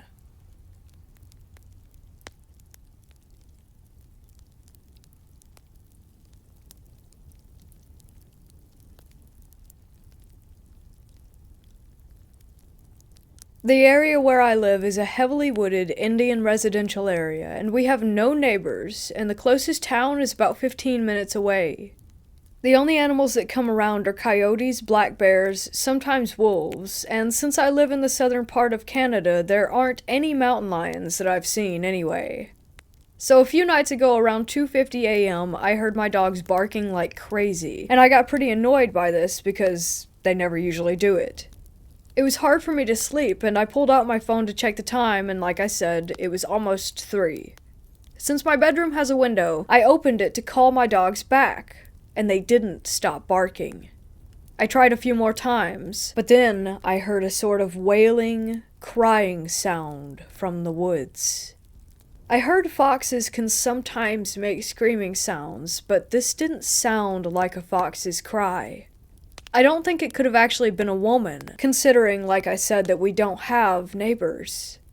I tried telling my grandfather, but he doesn't hear it, and when I told my grandmother, she didn't want to talk about it since she can sometimes be superstitious.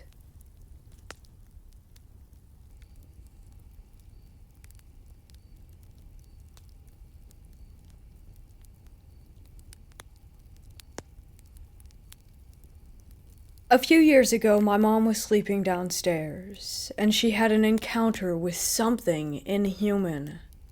Anyways, I used to always get scared at night, and I would knock on their door to sleep with them. And one night, my mom heard a knock on her door, and she assumed it was me, so she said, "Come in," while still half asleep. She heard the door open, and heard something quickly patter across the ground and jump on the bed, and it began whispering in her ear and mimicking her voice. She freaked out, and opened her eyes, only to see a very skinny, small, webbed-looking creature running out of the room. Me and my dad awoke to her screaming. We believe the house was haunted because we all had paranormal experiences there. We believe it came to be haunted because the previous owners performed satanic rituals, etc. When I showed her that Skinwalker picture that kind of went viral, she said they looked really similar. But we don't know if this was a Skinwalker or a malvoyant spirit.